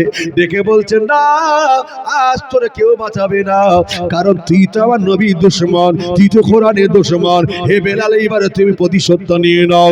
হযরত বেলাল এক তলোয়ারে উমাইয়া ইবনে খালদকে একেবারে জাহান্নামে পাঠিয়ে দিলেন। জোরে বলে, আরো জোরে হবে না? ও জওয়ানেরা, লুটো লড়াই অনেক যদিও ঘটে না, তবে সংক্ষেপে একটু আলোচনা করি। যুদ্ধ হয়ে গেল, কম বেশি 70 জন বেঈমানরা, 70 জন বেঈমানরা মারা গেল। 70 জনকে নবী গ্রাস করে নিলেন, 70 কে নবী গ্রেফতার করে নিলেন। আল্লাহ নবী ওই 70 জন মৃত যারা জাহান্নামে চলে গেছে, মারা গেছে, ওদের কাছে গিয়ে নবী চিৎকার দিয়ে বললেন, এই মক্কার মানুষেরা, আমি নবীকে তোরা থাকতে দিস না, কষ্ট দিয়েছি। আবার নবী মদিনা চলে এসে আবার তোরা আমাদের কষ্ট দিলি। শুনে রাখ, জেনে রাখ, আজকে তোরা জাহান্নামে চলে যাচ্ছিস, যা, তবে তোরা কিয়ামত পর্যন্ত নয়, চিরজীবন তোরা জাহান্নামে থাকবি। তোরা আল্লাহ এবং আল্লাহ রাসূলের সঙ্গে লড়াই করেছি। হয়তো তোমার বলেছি, আর রাসূলুল্লাহ ওই মোরা লাশের কাছে এত চিৎকার করছেন কেন, ওরা কি কিছু শুনতে পায়? আল্লাহ নেই বলে আমার রে, তুমি জিন্দা আমার যতটা শুনতে পাও, তোমার চেয়ে মরা মানুষগুলো বেশি শুনতে পায়। একবার জোরে বলে। এরপরে আল্লাহ পাক কি করলেন, বদরের প্রান্তরে, ইসলামে প্রথম যুদ্ধ ছিল বদর। আল্লাহ বদরের প্রান্তরে মুসলমানদেরকে বিজয় দিয়েছিলেন, আর বেঈমান বেদিনদেরকে পরাজয় করে দিলেন। যুবকেরা রে, ও নবী উম্মত উম্মতানিরা, 70 জনকে গ্রেফতার করে আমার নবী নিয়ে চলে আসতেছেন। মদিনার মসজিদ অনেক আলোচনা, সাহাবারা আনন্দিত। একজন সাহাবা বলেছিল, ইয়া রাসূলুল্লাহ, আমি তলোয়ার চালাবো, করেছি একজনকে মারবো, কিন্তু না, ওই তলোয়ারটা মারার আগে তার গলার ভর আলাদা হয়ে গেল, বডি আর মাথা আলাদা হয়ে গেল। কারণ কি? আল্লাহ নেই বললে বাবা সাহাবারা শুনে রাখো, বদরের প্রান্তরে আল্লাহর সাহায্য নাযিল হয়েছিল। আল্লাহ ফেরেশতার হাতে তলোয়ার দিয়ে পাঠিয়ে দিয়েছে। আরে ওই ফেরেশতারা মুসলমানের হয়ে লড়াই করেছিল। একবার জোরে বলে, আরো জোরে বলে। অনেক কথা যদিও, তবে আমার বাবা ভাইরা, এরপরে কি করলো, 70 জনকে আল্লাহর নবী উপযুক্ত শাস্তি দিলেন, শিক্ষা দিলেন, তারপরে তাদেরকে ছেড়েও দিলেন। বিশ্বাস করুন, এরপরে মক্কায় এখন আনন্দিত, মদিনায় এখন ওরা এখন চিন্তিত। এরপরে ওরা পারছে না কোনো দিক দিয়ে। কাব বিন আশরাফ বলে একজন বেঈমান ছিল, সে কি করেছে, আমার নবীর নামে শের গাইতো। কিসের পক্ষে নয়, বিপক্ষে। শেরে আপার কিনা কবিতার ভিতর দিয়ে নবীকে গালি দিত। শের গাইতে গাইতে তার ভিতর দিয়ে, শেরের ভিতর দিয়ে আমার নবীকে গালিগালাজ করতো, বড় ছোট কথা বলতো। আল্লাহর নবী এই কথা কানে এসেছে, নবী সহ্য হয় নাই। মদিনার মসজিদে আল্লাহর নবী বলেছে, বাবারা কে আছো? ওই কাব বিন আশরাফ, আরে 12টা পার হয়ে গেছে, আমাকে বড় কষ্ট দিচ্ছে, আমি নবীকে 14 উদ্ধার করে দিচ্ছে গালি দিয়ে। কেউ কে আছে ওকে মার্ডার করবে, কেউ কে আছে ওকে জাহান্নামে পাঠাবে। একজনে দাঁড়িয়েছে, ওদিন আমার সাথে বন্ধুত্ব ছিল ওর, আমি ওকে যা বলবো শুনবে, সুযোগটা আমি নেব। উমাইর বলছে আমিও যাব, সঙ্গে গেল। কাছে গিয়ে দেখছে বসে আছে কাব বিন আশরাফ। হ্যাঁ কাব বিন আশরাফ, ভালো আছো? বলছে হ্যাঁ। তুমি তো মুসলমান হয়ে গেছো, এখন আমাদের কথা মনে আছে? আর বলছে আমি যাই হই, বন্ধুত্ব থাকবে। বলছে তুমি নাকি বিয়ে করেছো? বলছে হ্যাঁ। তুমি এখন অনেক শের গাইছো? বলে হ্যাঁ তা তো গাইছি। তোমার কি রাগ হচ্ছে? আর হলে কি করা যাবে। অনেক কথা বলতে বলতে পাশাপাশি বসে বলছি, শোনো তোমার গা দিয়ে না সুন্দর একটা ঘ্রাণ বার হচ্ছে, কি মেখেছো বলো তো? আমি না সুন্দর নামিয়ে দেবে একটা খুশবু মেখেছি। তাই নাকি? বাহ, খুব ভালো লাগছে। তোমার মাথাটা একটু দাও তো, একটু নাকের কাছে নিয়ে ঘ্রাণটা নি, শুকে দেখছি তো অনেক ভালো লেগেছে। আহারে, তবে বাহ, অনেক কথা বলতে বলতে চলো না একটু দূরে যাই, গল্প করতে করতে ওদিকে যাই, চলো না। বলে হ্যাঁ চলো যাই। কথা বলতে বলতে আগিয়ে যাচ্ছে। বন্ধু আবার বলছে আহারে, তোমার মাথার ঘ্রাণটা শুকতে, তোমার ওই খুশবুটা শুকতে খুব ভালো লাগছে। এভাবে বলতে বলতে আগিয়ে যায়, একবার দুবার শুকতে শুকতে নিরিবিলি জায়গায় চলে গেল। এরপরে কি বললো জানেন? হারে ওমায়ের কি বলছো, ওমায়ের এবার আমি নয় তুমি ওর মাথার ঘ্রাণটা, খুশবুটা একটু নিতে থাকো, ওকে পাম দিয়ে, হাওয়া দিয়ে ওকে একটু পাম দিয়ে ফুলিয়েছি। তোর খুশবুটা হেভি লাগছে গো, শুধু তোমার বন্ধুর না, এখন আমারও ভালো লাগছে। তোর মাথাটা একটু দেবে, আমি একটু খুশবুটা নিতে চাই।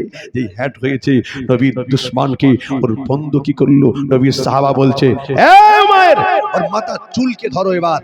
ও আমার নবীর নামে শের গাইতে গাইতে গালিয়ে দেয়, এক তরবারে মাথা থেকে বডিটাকে আলাদা করে দিয়ে আমার নবীকে খুশি করিয়েছিলেন। একবার জোরে বলো।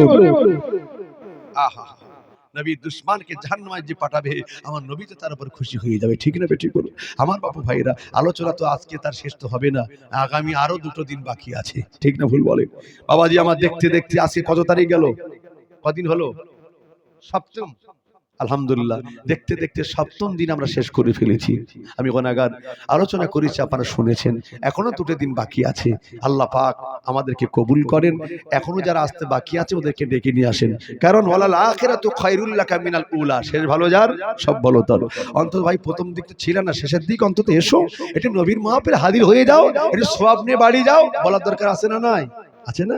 একটু ডেকে নেবে আমার বাপু ভাইরা। আসেন, দোয়া হবে, সালাম পড়ি নবীর শানে। আসুন ইয়া নবী।